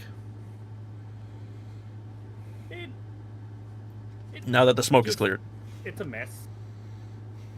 It's an absolute mess. You know, you've got some like test tubes, you've got some like confinement areas, you've got like what looks Confinement like areas? humanoid robots laying on the floor. Mm. Things like that. Yes, and you see like tools strewn about. Things like fucking robots on the floor. Yes. Okay, yeah, that's casual. Have you seen her arms? You see all this everywhere, and quickly I would What's the imagine difference between a robotic arm and a robot? one and the same. You see Pan take you over to the work table and plop you down like a child sitting on a table. What happens? Pan quickly rushes over to her toolbox, and like just starts again throwing shit out, looking for stuff. Oh god. Damien, you sit there on the She table. pulls out a giant needle. I just having to dodge all this while I'm Yeah. So you're watching this as she suddenly pulls out a giant needle, looks at it, and then looks at you. What do you say? Oh, What do you think? God. What have I gotten myself into? Nah, we'll go with something less extreme. She like throws the needle at the wall. You see it stick to the side of you as you dodge. Just ding. And while this happens, She then eventually, pulls out- yeah, there you go. She pulls out just a bottle with a strange liquid inside. Oh yes, this'll be fun. Did you? And she just I assume you starts already looking for rolled, Damien. or do I need to roll for your thing? I'll roll. 'Cause I Do you- hope it's between a 6 and a 10 because I have So- a really funny joke for that one. Okay, I have a question. Did I send you the link to that sheet, or Yeah, I've got Okay. it already. can you quickly send that to me? Because I want to, because of the funniness of it. Don't look at the answer. Don't look at the answer to it. Send the sheet to me. I'm not looking, I'm just Yeah, sending send the sheet to me. I'm going to describe what happens when he inevitably drinks this concoction. Thank you. Yeah. All right, let's see. You got There's a no getting out of this one now, is there? Oh, down the hatch. Absolutely not. So you take this It's flask, a false scenario. and when you look at it, the liquid contents inside is this reddish magenta mixed colors. It's swimming through all these different types of shades, and it's got a little fizz to it. And when you down it, it is surprisingly sweet.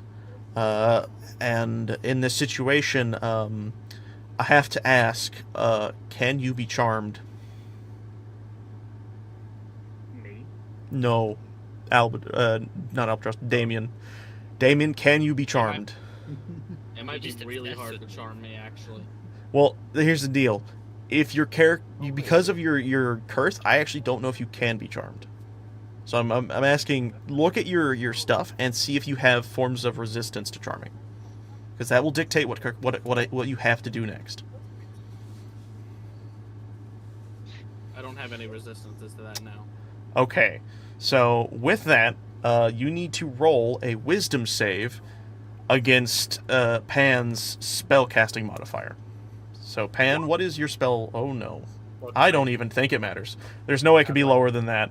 How do So I check that? if you go to your spell section, But just there should looking be a for thing it. on the top right. Oh yeah, the spell save DC. Yeah. Yeah, it's a 13. Yeah, that's. I am admittedly surprised this went this way. But for an hour, you are considered charmed by Pan. Anything they say, you feel like you have to do because they are now your best friend. Oh. I'm very Oh, glad you went the God. friend route. Yeah. Hey, no bestiality in our chat. Yeah, let's not do I that. wasn't worried about the bestiality. I was worried that Damien is technically 14. That's true. But anyways, so this occurs, and now you two are effectively friends. After you see this, you look in the eyes of Damien, and his green glowing eyes switch to this reddish purple magenta color, and his normal kind of afraid complexion changes to a little bit more of a happy, joyful one as he looks at you with this feeling inside of himself. What happens? Damien, what do you say? Whoa. You got any more experiments you want to do? Oh no. Absolutely. Oh god. So As I said, she I don't just think we're ever walks- seeing the she rabbit walks- again. She walks over to her table, pulls the giant cloth off of it, and there's just a whole heap of vials. Oh, We're gonna see what God. every single one does. So, and with that, we're going to do a cut back to the table. You guys are still eating. Wait, can we like, can I do like a perception check to see if That we should elixir go, like, was probably the You, best it case is so scenario. far away from where you are, you would not be able to hear it. It's below so much solid stone and dirt. It's muffled beyond compare. You would have no idea. Echo in a castle? Remember, it's a secret door. entrance. And there's a staircase that The goes all entrance the way doesn't down. exist, the door doesn't exist. No, the secret entrance does still. And the only people who have entrance to it are Pan and Arthur. But in the sense, you are too far away, and there's just too much earth between you. And the sound would not echo all the way down to that. But if you want, you could try. We Oh. just said I can't try, so there's no... Well, it would affect the DC. That's all I will I say. just asked, could I try? And you go, no. And then you go, but then you could try. I'm like, no, you just said I can. Well, all I'll say is, you technically can, but the DC will be high. Let's just see how good, if you're willing to attempt, we could see how good your hearing is in this current moment. I really care about the rabbit? No, I really don't. All right. With that, it comes back to this room. You guys are still eating. Albatross, your cup is, I would say at this point, probably nearly emptied. And Gug, whatever you were eating, I have to imagine you were chowing down on. Gone. Yeah, it's just yeah. gone. I'm You going got to like half. that. You also eat the bones. Yeah. No, he's just Arrow. eating them, just like biting into it and then swallowing. And Gug's got like that comical like cartoons belly after eating food, where he looks like he's just had a good meal. Transformed to eat more. But as this happens, Arthur grabs Check DM's Cody. Okay, we'll do that. Give me a second. You just have to remind me of that one. But anyways, so as this happens, Arthur, you see his plate is finally cleaned himself, and he takes his napkin that has been slightly tucked into his collar, and he dabs his face, and he puts it down on the table, and then he snaps again, and then suddenly you see Grim, who was beside him, transform suddenly into a butler-esque figure. With silver hair and a well-mannered and tightened suit, as he quickly grabs the tools and the plates and all this, and he starts to head down the table to get your stuff. And he says, Grim, please make sure to clean their side up as well. And after that, we will check up on the rabbit, because I do worry about his health in the current situation. But before we do that, we will deal with, is that the... What are you rolling? Oh, God. Yeah, there's a minor boom you feel, and then he adjusts himself, and he sighs. He's like, I will deal with that in a moment. Did you two enjoy your meal? Enjoy is subjective. Isn't it? It's been a while since I had a meal this good. Thank you. You're welcome. I will be leading you in the direction of your rooms, and I will manage to So obtain I'm your just going to ignore companions. the fucking explosion downstairs. Sometimes, trust me, it is best to do just that. This castle is enchanted even, so the only thing I think that apparently wasn't was her door. With that, I want to call dibs on his skin. Wait, he doesn't have any skin. If he has skin, I want the skin. he is a Sure, ghost. Pan wouldn't do anything. No, as crazy as she may seem, she knows her boundaries. Well, And as he's walking out the door, What you about- hear him whisper under his breath, I hope. As he walks you to back upstairs onto the second floor and into the hall behind the doors that you saw before. And as he keeps walking, he takes you down this hallway and then gestures to a room on the right. He says, "This will be your room. You all will have a shared area, in this sense. But the living quarters should be well enough, I'm sure." shared room in this massive mansion. What are all the other rooms doing? Shared space, not room. As he then gestures to the other doors around you. That's not what you said the first time. So, I said shared space. He said, a shared space usually means a shared room because it's one shared space between all of you. Either way, Individual rooms is no longer a shared space. he gestures you to your rooms. And when you eventually open the door, you see they are rather nice. They're pretty big beds. If Gug were to sit on them, they would actually be a little bigger than him. And the comforter and the blankets and the pillows are all very nice, very fluffy. Obviously made of very fine material. The frames of everything around you are very pristinely maintained. And the design and decorum of the room is very nice. And in comparison to like the dark outsides of this castle. And as you all notice this, he lets you into your room and he says, "I will go grab the other two of your companions. Do make yourselves comfortable." As he then starts to walk down the hallway. Do you have anything else you guys want to do before we cut back to the horrible moments happening down below? There's not really anything we can do, so I guess we're just gonna roll through it. All right. I mean, you are now Really? aware Gug? that there is something Thank you going on down there. for the room. Okay, what was that? Say again, Gug? I'm gonna go. Thank you for the room, and sort of start sniffing out the place and like seeing what's not literally, I guess, figuratively. All right, you do that. You find much of the same things I've described prior, and when you sit on the bed, Okay, can I just say I want to like look for like secret like, hatches that may be in the room, like. He's looking for I don't know what this place is roll. about. What I will say is Yeah. roll It feels investigation. Roll me an investigation. He's gonna he's trying to see if these like spying on him, getting like changed and shit. Yeah, this place just seems like what I would imagine for like places with secret ways.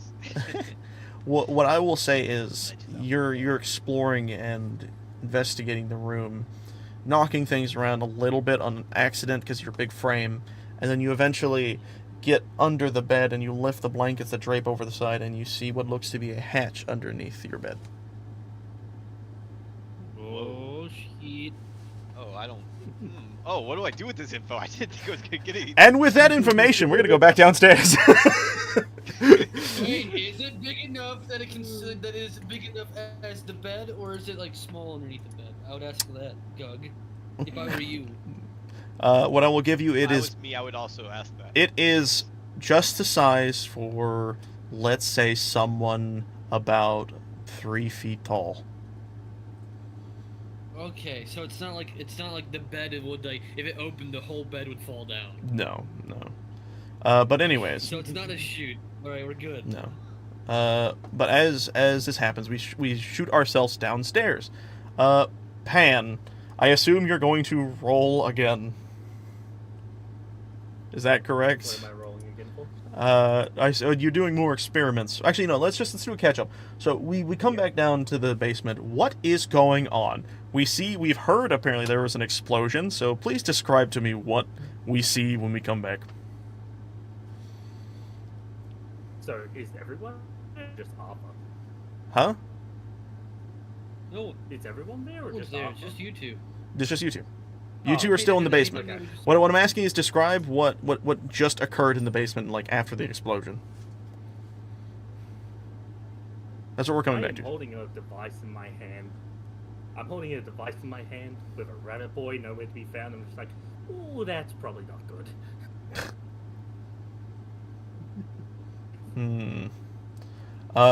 She's captured the ghost. Damien, you apparently exploded at some point. Not just a bit of her exploded and got launched somewhere. Where are you currently? I have no idea. That's not Ethan. No. Damien, do me a solid. Do you remember that one thing about your character? Could you roll that? Oh no. Emotional damage. Save a 15, 14 or above. Damage. 14 or above. If you fail, you lose a turn and sink below the floor. At the start of your next turn, you will do one. Okay, so roll me a wisdom save. I hope it manages well. Oh my god. Nope.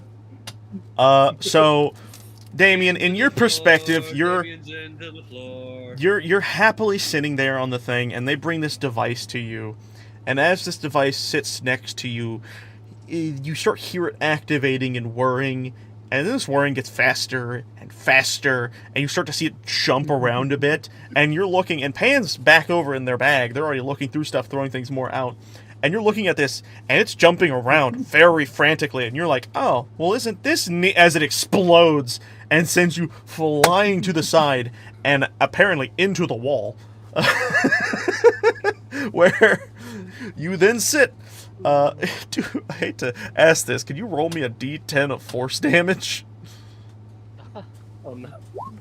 That's not bad. That's really good. You only took 1 damage as you were then in the wall. And Pan, after hearing this explosion, is jolted. Or actually, no, they wouldn't be jolted. They hear this explosion. They slowly turn around, being curious, and Damien is gone. So, with what Pan had just said and where Damien has gone, Damien, what do you do now that you realize you're in the wall? How do you make yourself It's just known? more of a trying to get out of the wall as much as I can. Because it uses your movement speed, that's nothing to worry about when it comes to doing more roleplay based things. So what I will say is, you sit there at first swimming a bit, and then you realize it's not really the fact that you're swimming that gets you out. It's your, I want to say, will to get out that allows you to control the direction you go. You just gotta believe. Effectively. So you think on it, and you effectively believe enough, and then you start to move. It's like you're crawling now, and then as you get near the wall, Pan is looking over this table, this workstation, and she looks up at the wall as your head pokes through the wall, and you see Pan just staring directly at you. Pan, what do you say? Whoa. This is gonna be fun. I wonder what else we can do. Can you go through anything? And as this happens, Arthur finally makes his way down the stairs, and he looks up, sees the explosion remains. I quickly throw. You throw? Throw that rug over Cub's head. It Throw phases it over phases Cub's head. through him. As he's just kind of sitting there in the wall looking around, and Arthur looks at this, and he breathes a deep sigh. Damien, what are you doing in the wall? I found myself in the wall. I How? don't know how to get out entirely. How did you get in the How you just wall? dropped like 10 IQ points. An explosion? He then starts to walk over towards you. He reaches out his cane and holds it in front of you. He says, "This cane is magical in nature. You should be able to interact with it regardless of your tangibility. Reach for it." No, I'm fine. I want to learn this. It's something my dad It's was gonna tell fine. me. It's fine. Yeah, no, because like I'm And still in the post. immediately pulls out her notebook. She's just jotting this. What I'll say is make an athletics check to see how well you are able to wiggle yourself out of the wall. You say that as nothing is happening. You are still in the wall, and he looks at you. You're learning, is that right? Like a cardigan. He then takes his cane and he hooks it around your collar and starts to pull you out of the wall. And then you eventually, because of the weight distribution, fall and land on the table and then roll off onto the floor. He says, "There. Better now?" Yeah. Good. I'm here. You see then Arthur look at your eyes, and his facial expression suddenly changes to confusion as he looks at you and he says, "What is happening here?" And he lowers his head and gets directly in front of your face. And then he takes his hand and he takes his hand and he snaps and casts what is effectively I think it's like disperse magic or something. I can't remember what the name of the spell is, but it does that. And suddenly you feel this effect starts backing away. Just read that. You suddenly feel this effect dissipate from you. This super hyper friendship towards Pan leaves your body and your mind, and you're back to being Damien again. What do you say?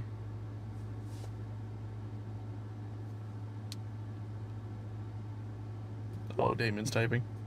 Oh, You can't unmute. I can't unmute. What do you mean? There's probably stuff happening in the background. Yeah, no, I get that. Yeah. All right. Just kick him out. Just be like, you get out of here. Yeah. Arthur, then I will do to expedite the situation. He looks down and he says, "Much better. It would appear that some of her experiments went awry again." As he turns around and then notices she has promptly ran upstairs. He then leans down and gives you a hand and helps you up onto your rabbity feet. And then says to you, "I will be taking you to your room. Pan is already heading in that direction now as we speak." The effect wore off and Damien is left speechless and horrified. He sees your expression. He says, "Do not worry. This is natural to feel after witnessing what you have, I'm sure. But if you would please follow me, I will take you to your rooms." And then he quickly turns around and starts to guide you up the stairs. And then eventually, you guys in the hallway are exploring your rooms, and you suddenly hear the quick metal pattering of feet and then the slamming of a door from behind. What? Oh, hey guys. What happened? No, you'd be here as well. Nothing.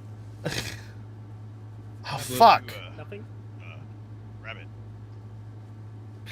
Oh, What? He's hanging around. Man, Discord is not happy. I can like you guys What's are going cutting on? So in and out. You guys are cutting it out on my side, and it's my side is the problem, but Yeah, that's I can't fine. really do anything about it. Just Streamlabs is ass, and if I switch over, it'll break again. Yeah. What happens now, though, is to kind of get us going to the campfire. Eventually, eventually Arthur makes his way up. He sees Pan poking their head out of their room. He says, "Pan, to bed." And then he makes his way over and shows Damien She your his room. slave. Slave? She your slave. No, she just knows better than I to not be know. up for too late. Fucking I Popo. like to call him She Mr. knows Popo. better. We You know that doesn't sound any better when you say it like that, right? My intentions are nor ill of any means. Do not think otherwise. No doesn't go in that part of the sentence, but yes. It is late at night. I have the reasons of being tired. I have been up for quite some time. Mostly preparing for your arrival, by the way.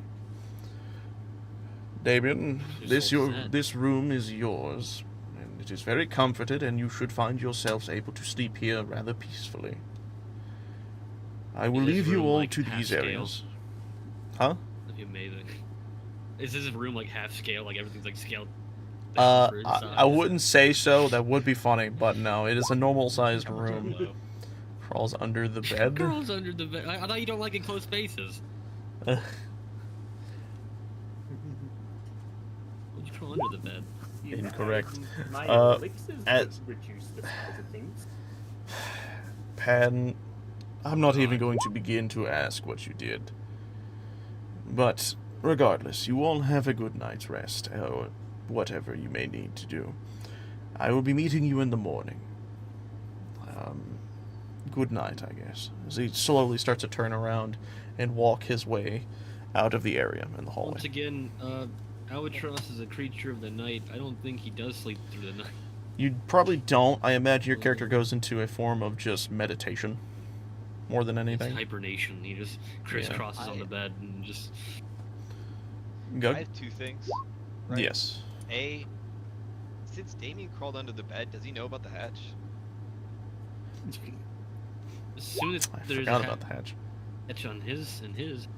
Damien, Surefire. That goes into my second thing. Damien immediately notices that there is a hatch under his bed. Yeah. Does he fall through As the soon hatch? as, No, it's not open. It's there. He has to open it in order to do anything. But Gug, what do you do after you find your hatch? Go through the wood. No. Waiting for the guy to leave. What's his name? Arthur. Arthur. Arthur. That's right. After Arthur kind of like starts stepping away, I go over to like Albatross's room and check underneath his bed as well. There, it is also there. To, like see if it's okay. Then I'm gonna turn to Albatross does not move and- at all. Just still crisscross, like meditating. I'm Does going Anne to. know what? Pan would know this, but they haven't asked Pan yet. Okay, I'm gonna cast message, and also I'm going to use what is it? It's subtle spell. Hmm. Yeah. So basically, I'm gonna just send Albatross a message and be like, not to concern you, but I believe there's some hatches underneath our beds. I don't know what they're used for, but I figured you should be aware.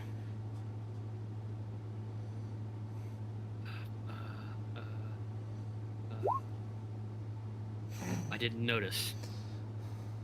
You did. This is a spell that would appear in your brain. I didn't even look. I know. I'm Yeah. saying. Oh, you I mean- didn't okay, notice your that reaction was, to the- that okay. thing under the bed. I mean, I technically didn't even think to look. speaking, Gug did come into your room and look, and then walk probably back to his room, or did you just message him while standing No, there? this is just No, like he looked this under is and like he me immediately messaging him messaged. while I'm standing. Gotcha. Yeah. All right. I kind of like get back up from like looking under, and then I message him, just so I'm not saying it out loud. Okay. I didn't really think to look, honestly. Would you like to sleep together tonight? You know, we already have such a cycle. I'd hate to Well, I break up.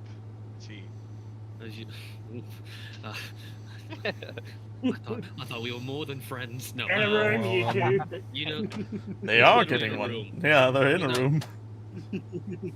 Well, as you're aware, I don't really sleep at night, so I guess I'll take first watch, if you will. yes, that sounds good to me. We can do that. Albatross So- like slides off the bed and like goes into his position on the ground instead.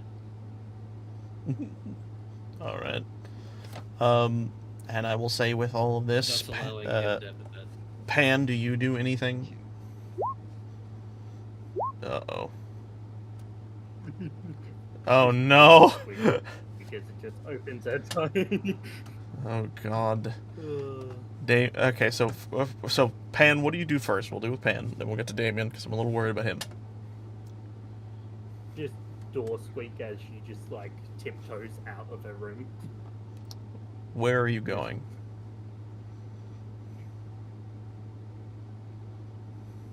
Yes, that's a good question. I'll head over to fuck, what are their names? Albatross and Gug? Yeah. Gug. Mhm. Yeah. I'll head over to them. Just, peek in there, see what's going on. You So, slightly Albatross talked. I'm out. you slightly creak open the door and you see Gug sleeping on Albatross's bed. Pause, wait, pause. What? Wait. So I wanted to ask something. If you remember in the intro, I said, and I do have a skill for this, and that's which is why I said it. I forget. I have to go find it real fast. But basically, I have enhanced senses. Yes. Where, if you remember, I said I could smell his wolf blood for the last mile, which is exactly what my thing is. It says for up to 1 mile. I forget what it is. Maybe it's this.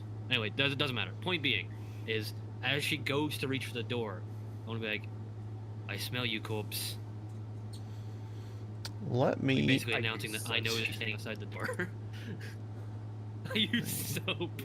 You're fucking decomposing. I don't know that's how that works. Well, they would probably smell more like lavender, is what I will say. You notice. You do not smell the corpse part, but you do smell this decently pungent lavender smell. Which you probably would still recognize as my smell. Yes. We've already, Ooh, look at that! In my preview awareness, the very last thing is undead, which you would be. So yes, I can smell you.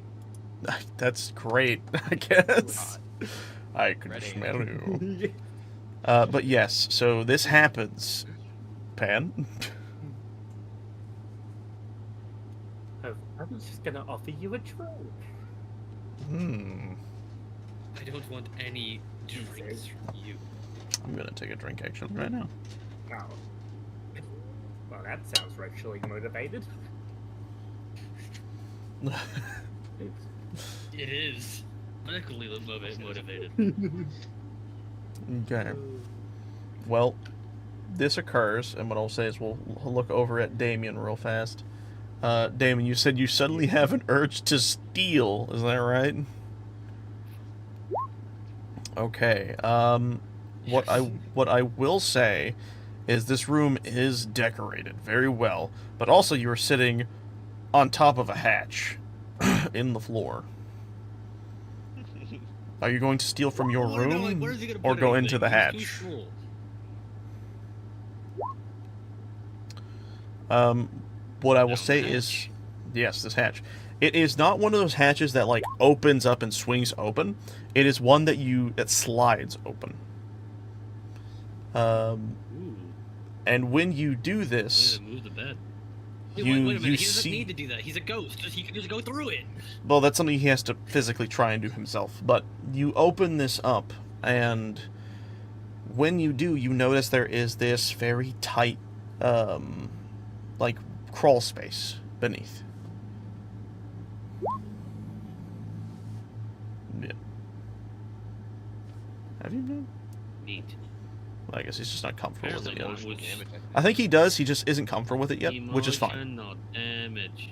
But Right. this is what you see. You see this crawl space beneath your bed.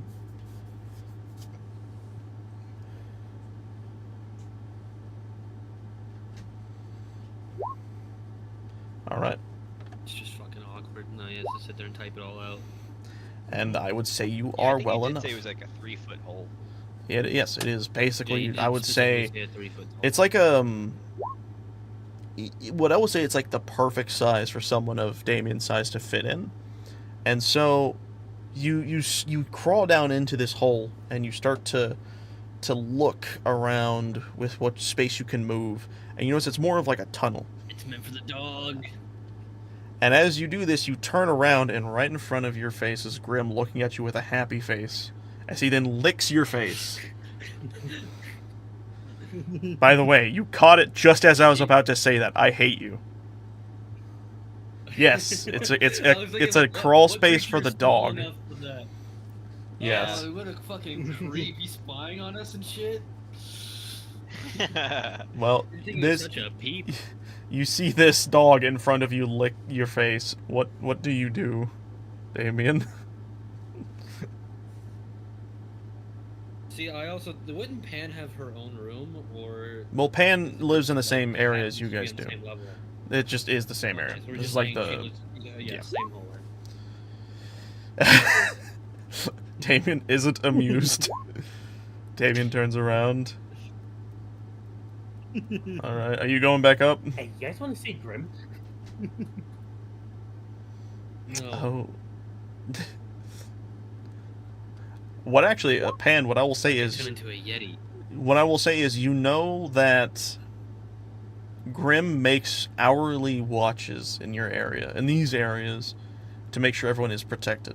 He surveys below and above through many different crawl spaces throughout the castle as a what is effectively a hidden camera source, if you will, for Arthur. I almost said Albatross again. And you know that this is the hour that he would normally pop out.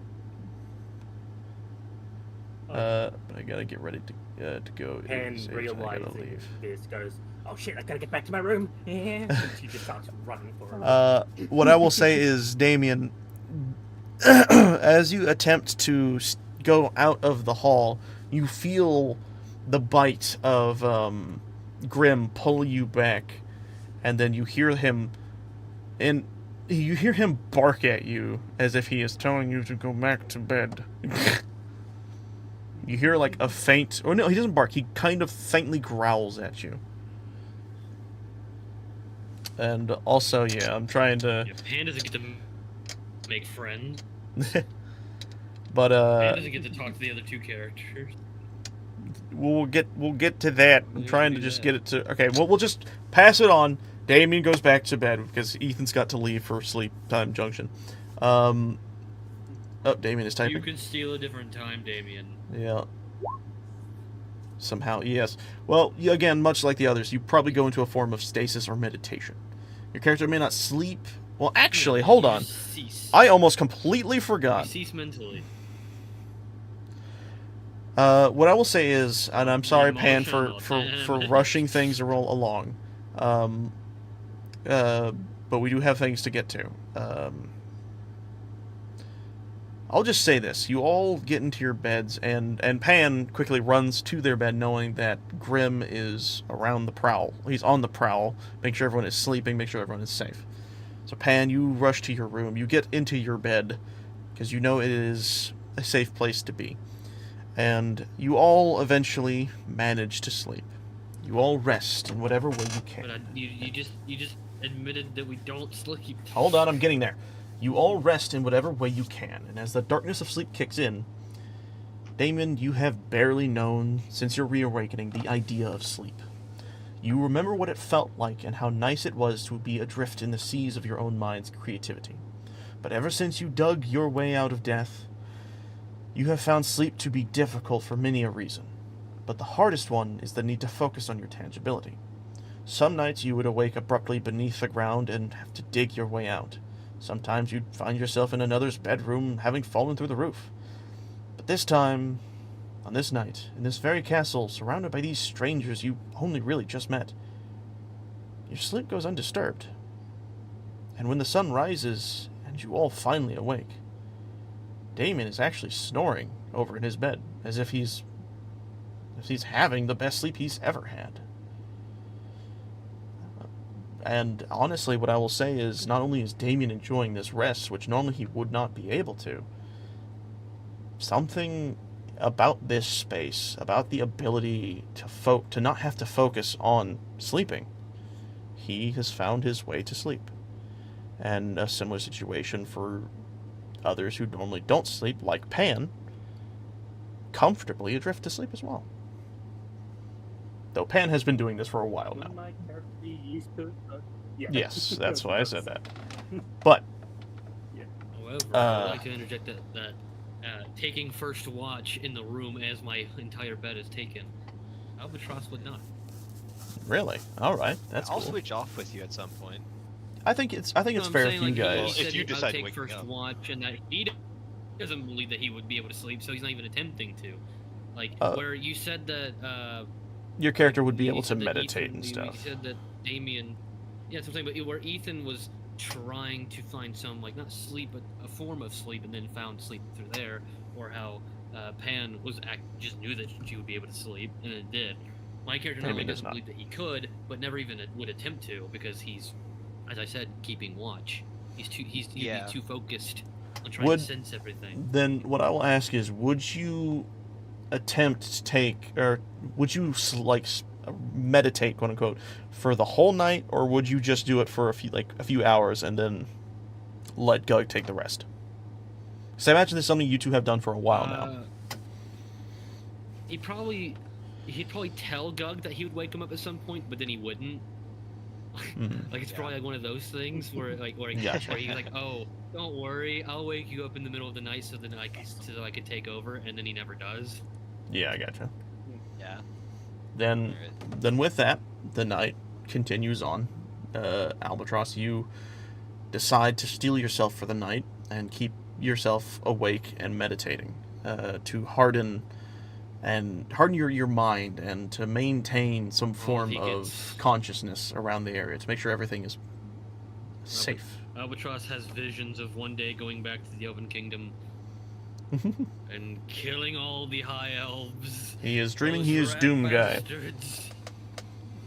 But you all, Right, but only for the higher up. as Albatross sits here waiting hours upon I hours, am a revolutionary. he suddenly catches glints of the sun rising through the window, and it starts to catch him in Shit, his we ay.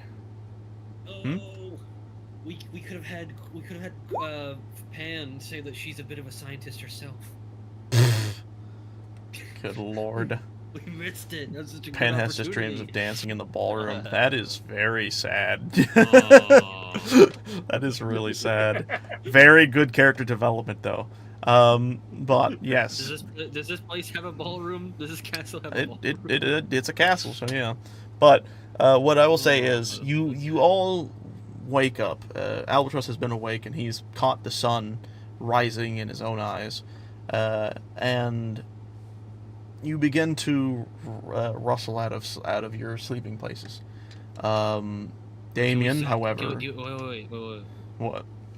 Could we do a very? I'm gonna ask Pan. Do you want to have a very soft getting to know you scene? Oh dear. I would suggest Alright. that there is a possibility that because you'd probably wake up early because you're probably used to the cycle at this point, is that you would find your way due to your dreams, kind of like almost in a haze, to the ballroom of the castle, and then Albatross, knowing that you left your room and is going there, could follow you. Well, hold on to that thought. Cute. This ballroom has absolutely no impact on Pan whatsoever. Yeah. I think it's more like, wouldn't it be more of the act of one that exists in general? What I will say is, when it Even if comes she doesn't to consciously know why. when it comes to Pan's character with what she has been through, I do not feel that because of her curses affecting her memory and stuff, the idea of the ballroom is there. She does not know its importance. She knows there is something, but not knows exactly the meaning of it. But when she dreams of it, it is blissful. But I do not think in her waking moments she that's my would point. go to the ballroom. Once again, that's my point, is that she wouldn't know why she's there. She just, you kind of fucking ruined it. But my point was, I was going to get to, why are you here? And she just says, I don't know. Just in the morning, I find myself here. And then she's, like, embarrassed and tries to leave. It's like she doesn't know why she keeps going here, but she does. Because she doesn't remember why. Which would make a very fucking sad moment, which is like, which would connect these two characters. But no, it's not gonna fucking happen now. Yeah, You just had to because ruin it. because it's not Fine. one, it's not you to decide what Pan does. Two, we don't even know if that's I what didn't Pan say would it do. was. I know, but you were hinting at that being the moment. What I will ask is, Pan, for your Yes, morning and routine. If Pan said yes, that's what would have happened. Well, then let us Oh, ask, you Pan, ruined it what for me. is your mooning? I hope it's not a mooning routine. What is your morning routine? Because you are probably the first to wake up due to having lived here for so long. She immediately gets up and heads to the lab. That's what she does every morning. The ballroom thing probably would have happened back when she first got here over 100 years ago, but at this point, it wouldn't be a thing. That's what I was fuck getting at. character moments. We don't need them to. Well, no, that's what I'm saying, though. You're not meeting a Pan who has just been cursed, who's just lived these moments. You're meeting a Pan who has moved on from those moments. She's already experienced those Doesn't things. really feel like it, but whatever. Well, just because they could still play in her mind doesn't mean they wouldn't affect her in the same way. But, with that being said, Pan, that's fine, Cub. You're fine to go. Pan heads off directly to their laboratory, and they go straight to do what they do every day, to work. And as this happens, Pan, what I will say is because you were the first to wake up and notice this, roll me a dexterity save. Oh god. Is it gonna send? Oh no. So you are very set in stone in your routine. You wake up, you go to the lab, and you do your work every day. It's just what you do. And anything that is new to the routine throws you off a little bit. What you were not expecting on this very morning was to wake up and then suddenly trip over and land face plant onto the ground. Because when you turn back to see what tripped you, you then notice a giant bag of supplies resting in the middle of the hallway. Oh, okay. With a now slightly scrunched letter resting on the side. And Albatross, you very loudly hear this metal clanging onto the ground and like a thud. I doubt he would care. All right. Given all the other My noises that happen character in this just cast. has What'd you say? Yeah. Pan, what'd you say? my character just has one of those moments where it's like there's a twinkle in her eye as she wiggles her fingers around ready to open up the bag. Oh, God. What I will say is, when you look at this, you do see a note on a written letter on the bag. It's you, so I don't know if your character would read the letter. So I'm gonna ask, would you read the letter first or open? Huh? Absolutely not. Yeah, that's what I Absolutely was. not. Absolutely that's what not. I- She'd throw away the Then paper and just what- go straight back. Oh shit, this is the wrong one. Then what I will say is, when you look at the note, you don't mind it too much. You quickly brush it to the side and then start piling into the bag. And what you discover is a rather large listing of supplies, or a large amount of supplies. Let me see if I can slap these down here. Oh wait, no, this is this one. I forgot you made a new thing. Alright, there we go. I'm now allowing you to see something called supplies listing. That is something you should now be able to look at and decide what to do with, since you were the first one to find it. And in this moment, Gug, I will say, you slowly start to wrestle because the noise was loud and you are sensitive to sounds. You hear this, and it probably wouldn't jolt you awake, but it would slowly make you arise. And Is there, as like, you a window or anything that like shows light? Oh yes, no, there would be light shining into the room. Earlier, yeah. Okay. And I'm gonna like wake up and like sort of start like rub my eyes and look at like Albatross. Like, did you not wake me? Do I ever?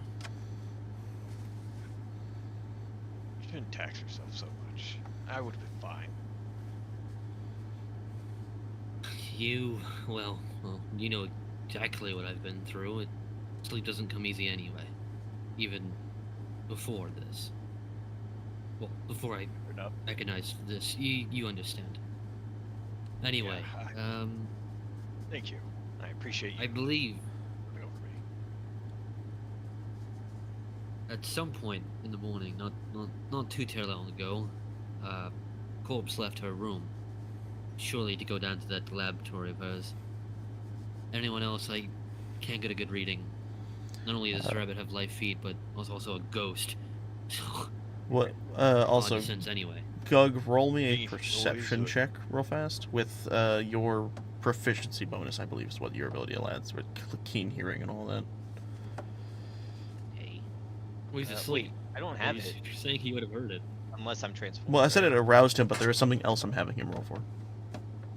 Alright, you said perception? Yes. What aroused him? Not that type of arousing. Yes. What does your keen hearing allow you to do? Keen hearing? Yes, you have one that's like keen smell and keen hearing. Or keen hearing and smell. Yeah, where is it? Let me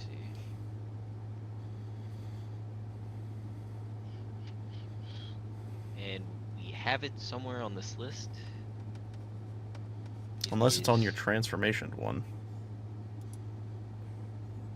Maybe it is. Could you look at the transformation one? It is definitely on your transformation one. Alright, so... Okay.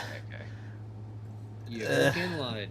What I will give you is you hear very faint rustling outside. Nothing much after that. Okay. I guess we should go figure out what the plan is for today. Are you going to come, Albatross? Honestly, the sooner we get out of here, the better. So, yes, it's best we get going.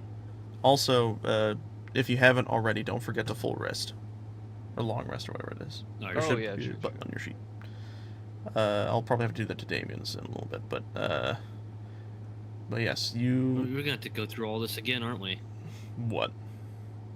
No, this part All isn't the as things we just important. went through. This isn't as important as like the introduction of the character.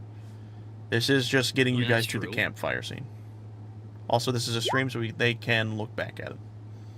And I get my sorcery points back from long rest, right? yes, Yes. Okay. It didn't update automatically, so I was just checking.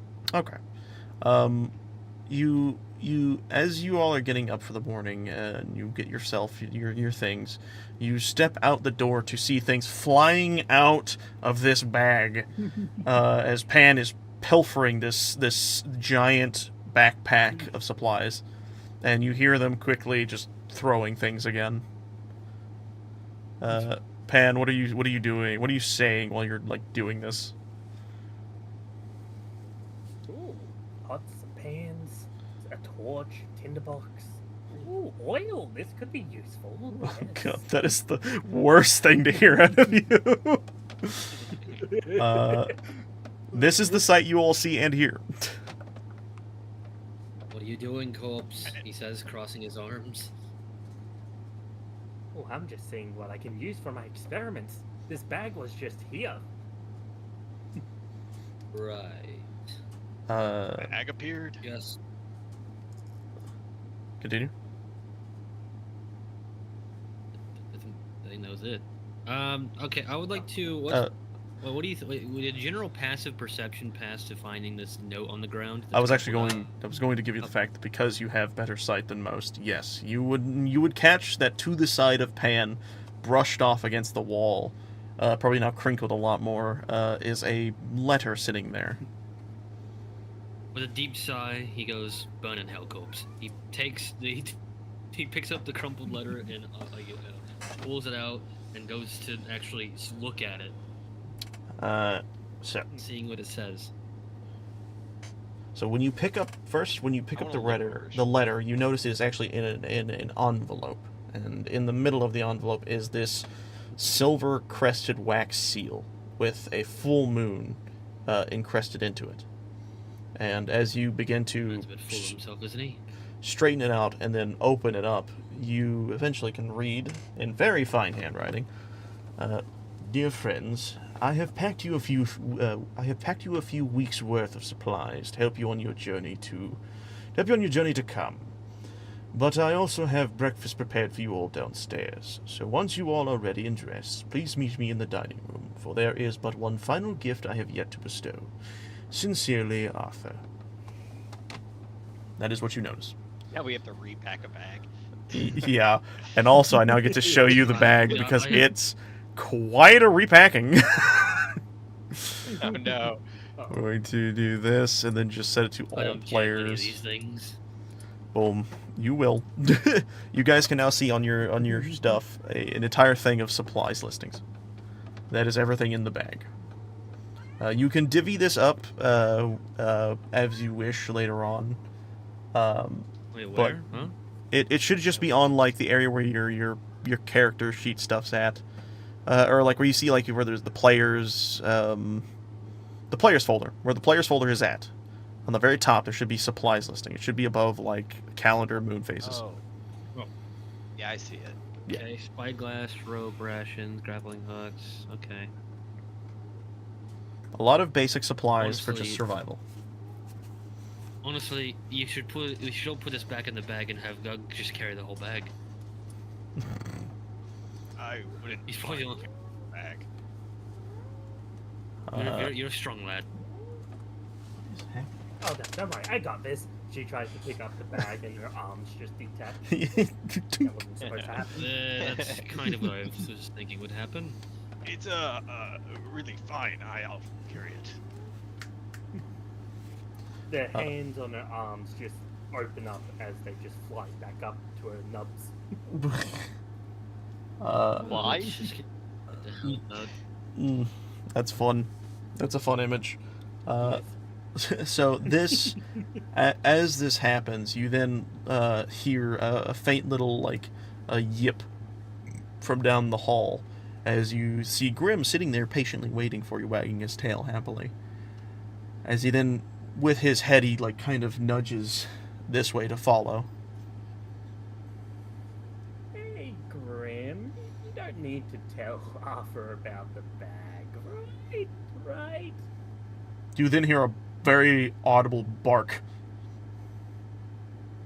Oh god, I'm gonna be so much trouble.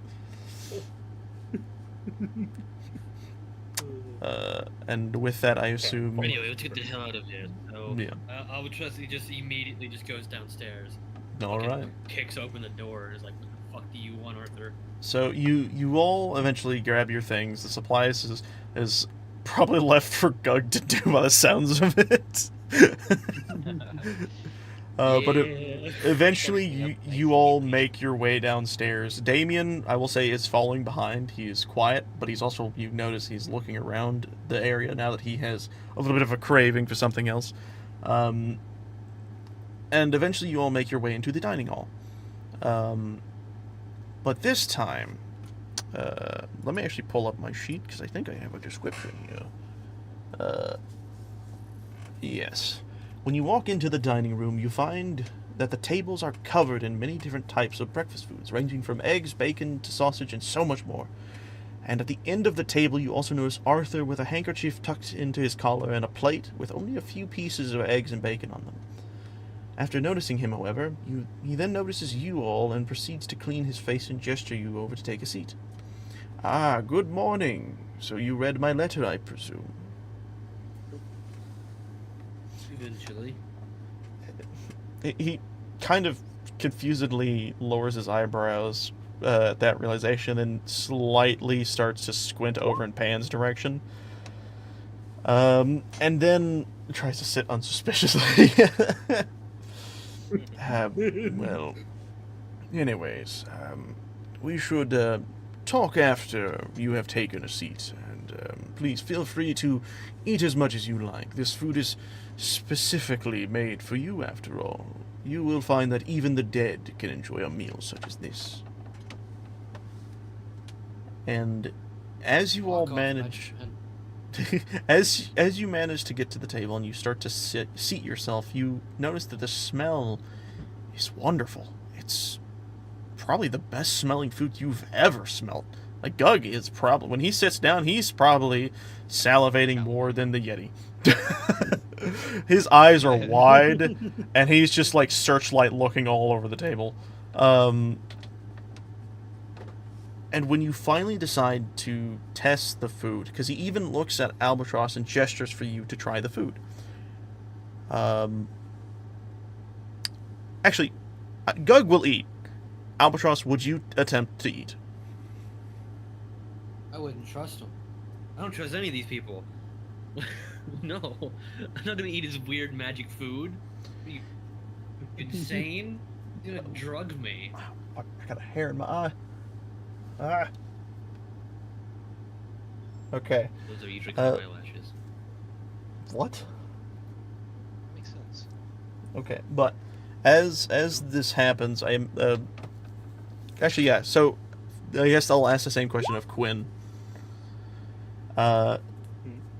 With you two probably just blankly staring at the food, and Damien also doing the same, Arthur looks up at you all and he says, "Do not be afraid of eating this food. It is sustainable due to magical means. This is something even you, Albatross, can eat. This is meant to allow you to go on through the magical. day." Yes. Right. Well, you saying magical meat doesn't exactly bring up an appetite. Do you not trust me? You want Do you honesty? find... I would love honesty, yes. Absolutely not. You bring us here saying that you're watching us and that you can see our future, introduce us to that. He points at Pan. And now me, a Gug, who actually, the only decent person I know, Damien, the fucking rabbit over there, who we first met when he was trying to steal from people. Yeah, no, I don't exactly have a lot of trust going around for these magic people in your magic mansion with your magic dead helper. Dead helper? Grim is quite alive. He is what we call a familiar, a being It's of not who pure I was magic. referring to. Oh, you mean Pan. In retrospect, she also, by definition, dead isn't person. really dead. She's close to I'm it. dead, yes. But what I will say is it is wise to always feel an ounce of distrust for everyone you meet, especially one who acts such as myself. And I do not blame you for feeling these thoughts. But I put my life down on the table for your trust. In the sense of what I have done for you thus far, I can tell you that everything is trustworthy. There is no ill intent behind anything I do when it comes to what I am searching for. What I am working for. You're a very, intelligent-seeming man, so it strikes me as odd that you believe that you, someone I just admittedly to not trusting, saying that you're trustworthy, somehow makes you trustworthy? Would you prefer a means of testing, then? I would prefer getting out of here and just getting on your weird holy mission. That probably would lead to nothing. But fine. If you want a test of some sort of camaraderie, then so be it. He stands up, brushes himself off a bit, and he pushes his seat back a smidge, and he starts to walk around the table and heads over to where you are at.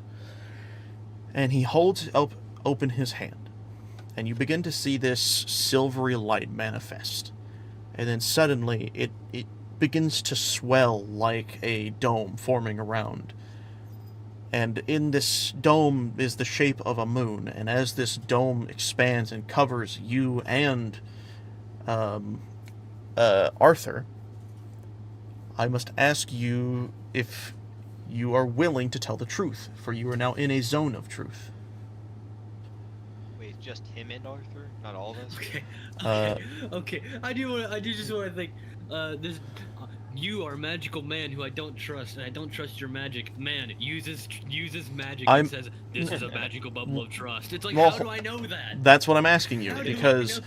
listen, you know, I'll do it in Arthur.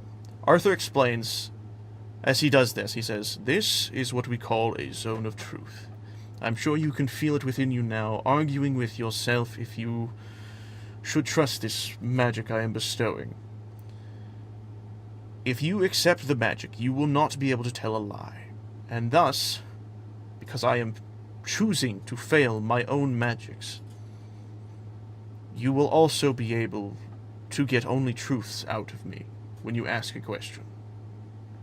And you will see that his eyes, when he started the magic, did not have a glow in them, or like this, what I'll say, like glazed over look, but they do now, emphasizing the fact of the truth. He is speaking the truth. He has allowed himself to fall under his own spell. He looks at you and he says, "If you wish for further proof of this spell's capabilities, then I say, let yourself come of it, and I will ask you a simple question that you probably will already know the answer to, but I will ask that you try to lie about it. Do you accept?" Fine. Fine. And with that, you feel this magic imbue into your form, and your eyes gloss over with this silver light. He then lowers his hand as this has happened, and he says, "Albatross, what is your name?" Albatross? Would this be you trying to lie, or would this be you telling the truth? Well, Like, are you trying to say a different name? It's weird because on one hand, it's such an obvious question that almost naturally you would say his name, but at the same time, he wants to say something different, so that's why it comes out kind of jagged and broken. Do you feel it? The purpose of the magic. I feel something. This is a zone of truth. I will only be able to speak the truth and nothing but the truth. And so, re-asking myself the question of if I am trustworthy and if the food you have around you is trustworthy, I say yes. There is no ill intent behind any of my actions. Okay, you used your own magic to ask yourself a question that you then answered the same answer. Okay. Then how I about will this? grant you this. Ask me a question that you wish to know of the deepest truths, and I will grant you this. This is what Albatross really wanted the whole time. Well, after he knew that he would offer him a question. Yep. He looks him straight in the eyes and calmly asks, or like, not really calmly, more like firmly asks, "What is your curse?" Fuck. Oh, God. This is not one I was expecting. Hold on. I have you this... really should have expected that, Cody. Yeah. Well, I was expecting a different one. Hold on. This is What were you interesting. expecting? I'm curious. I was expecting you to ask were you- if, like, what his goal is or something. Let me see. There it is. I have it written down. So, are you ready? Are you ready for this? You see him... You see him deeply sigh. This is... Like, his shoulders stiffen with this realization that he has to say the truth. And then he as he said, he sighs. My curse is not what most would consider normal. This form you see before you is merely one I would take to speak to most humanoids as to not intimidate them from what I truly am. For you see, this curse locks me away from my true form, my true name along with it. I was once a great and mighty silver dragon, strongest of them to be sure. Back then I was known far and wide as Argathis the Divine Lunar Dragon of Deramar. But most called me Argathis the Divine.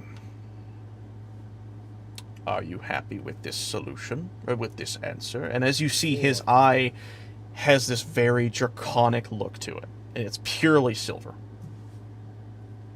There is, I will not lie, in this moment, there is a slight agitation, because this is not something he was expecting. But he is willing to comply. Before, you said you were talking to the divine, yet you say you're of the divine, so what is the divine? Some sort of magic place, or something above us? Some god? To an extent, yes. The divine is a meaning of the godly. One I myself used to stand next to. I require its assistance now more than I used to, due to the curse having locked me away from my own power. As I have said, I was one of the strongest silver dragons, if not the strongest, and my magic was, well, potent. I could use it to do what was best and greatest for this land, and I did. I was once There was once the god of souls that would guide the ones who had fallen to where they needed to go after leaving the mortal realm. Much like the Anubis of the pharaonic pantheon. How he would judge the direction as to which they would go after death. Whether it be to the 9 hells or the heavens above, or any other pantheon equivalent, I would do the same. Yes, you are all hearing this, by the way. Pan, by the way, you know none of this.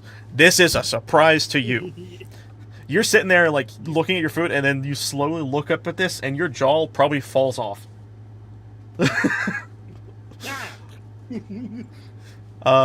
He looks at you with a different level of, I guess, respect now that you have opened him up a bit more than he wished he would have. But he understands what you're doing and why you're asking him these questions, and is willing to tell the truth.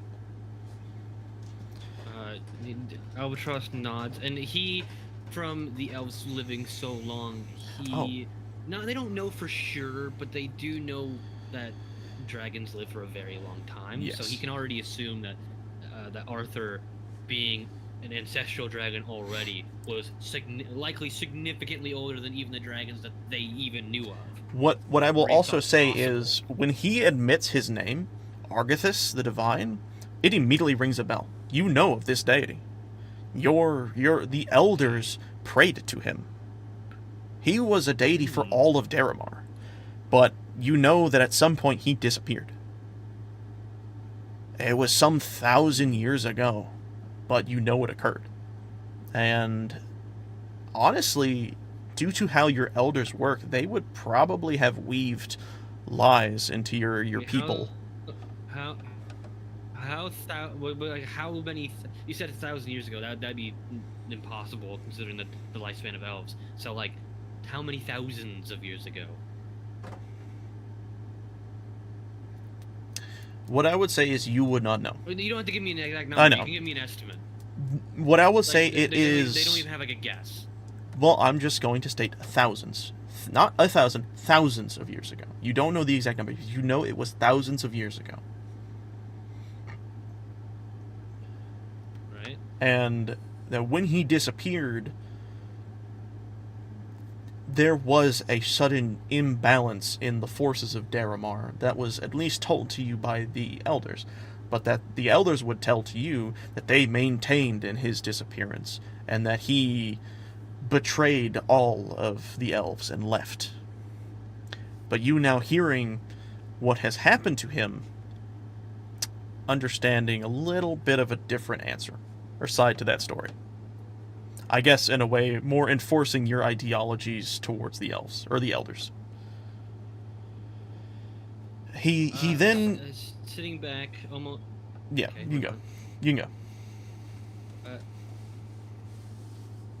Oh god. Leaning back, surprised, a little surprised to hear this answer of all things. He expected a lot, but not that this much. Specifically, wasn't one of them. You and me both, brother. So there's only one thing that he could really think about. What? Whatever happened to you, did that start the curses? He looks at you with not, I guess, mild. You can see a sense of mild offensiveness, or not offensiveness. Just he looks like he's kind of hurt by what you just said, but very mildly, because he understands your question, and he slowly nods, or he slowly turns his head as to emphasize no, and then he says, I did not start the curse, but I was definitely the tipping point for their increasing numbers as of late. The curses started even before the calamity occurred. They've been something that's been happening in all of Daramar for quite some time. Even when I was Argathis the Divine, I tried to find solutions to the curse. And that alone was difficult. Not many deities at the time would even wish to help. But I know a few who would, and so I bent I did what I had to do to find answers, but none that were good enough. And then, when I befell this curse, after the calamity struck, that is when I felt the change and shift in Daramar. So no, I did not cause the curses, but I was a victim of them.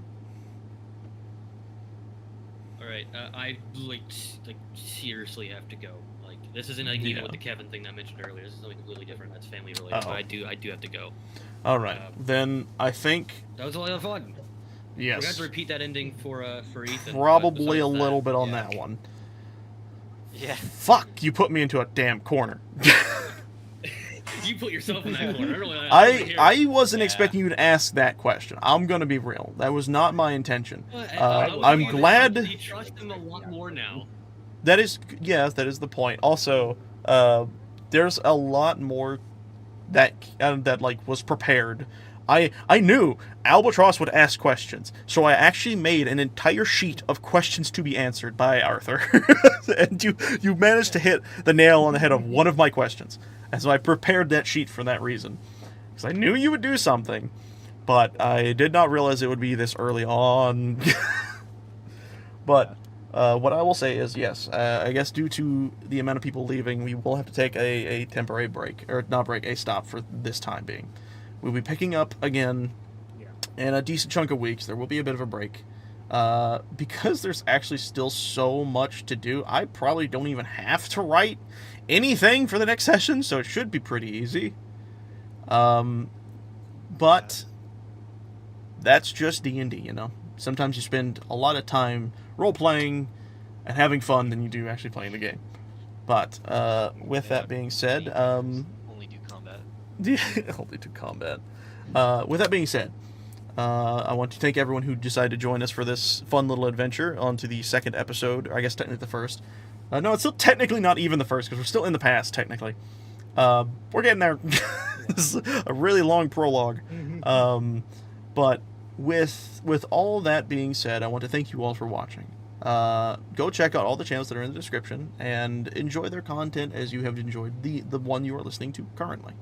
As I said before, this will return eventually, probably at the beginning of July. Maybe. We're going to hope, or a little earlier would be nice, but we're going to see what we can do.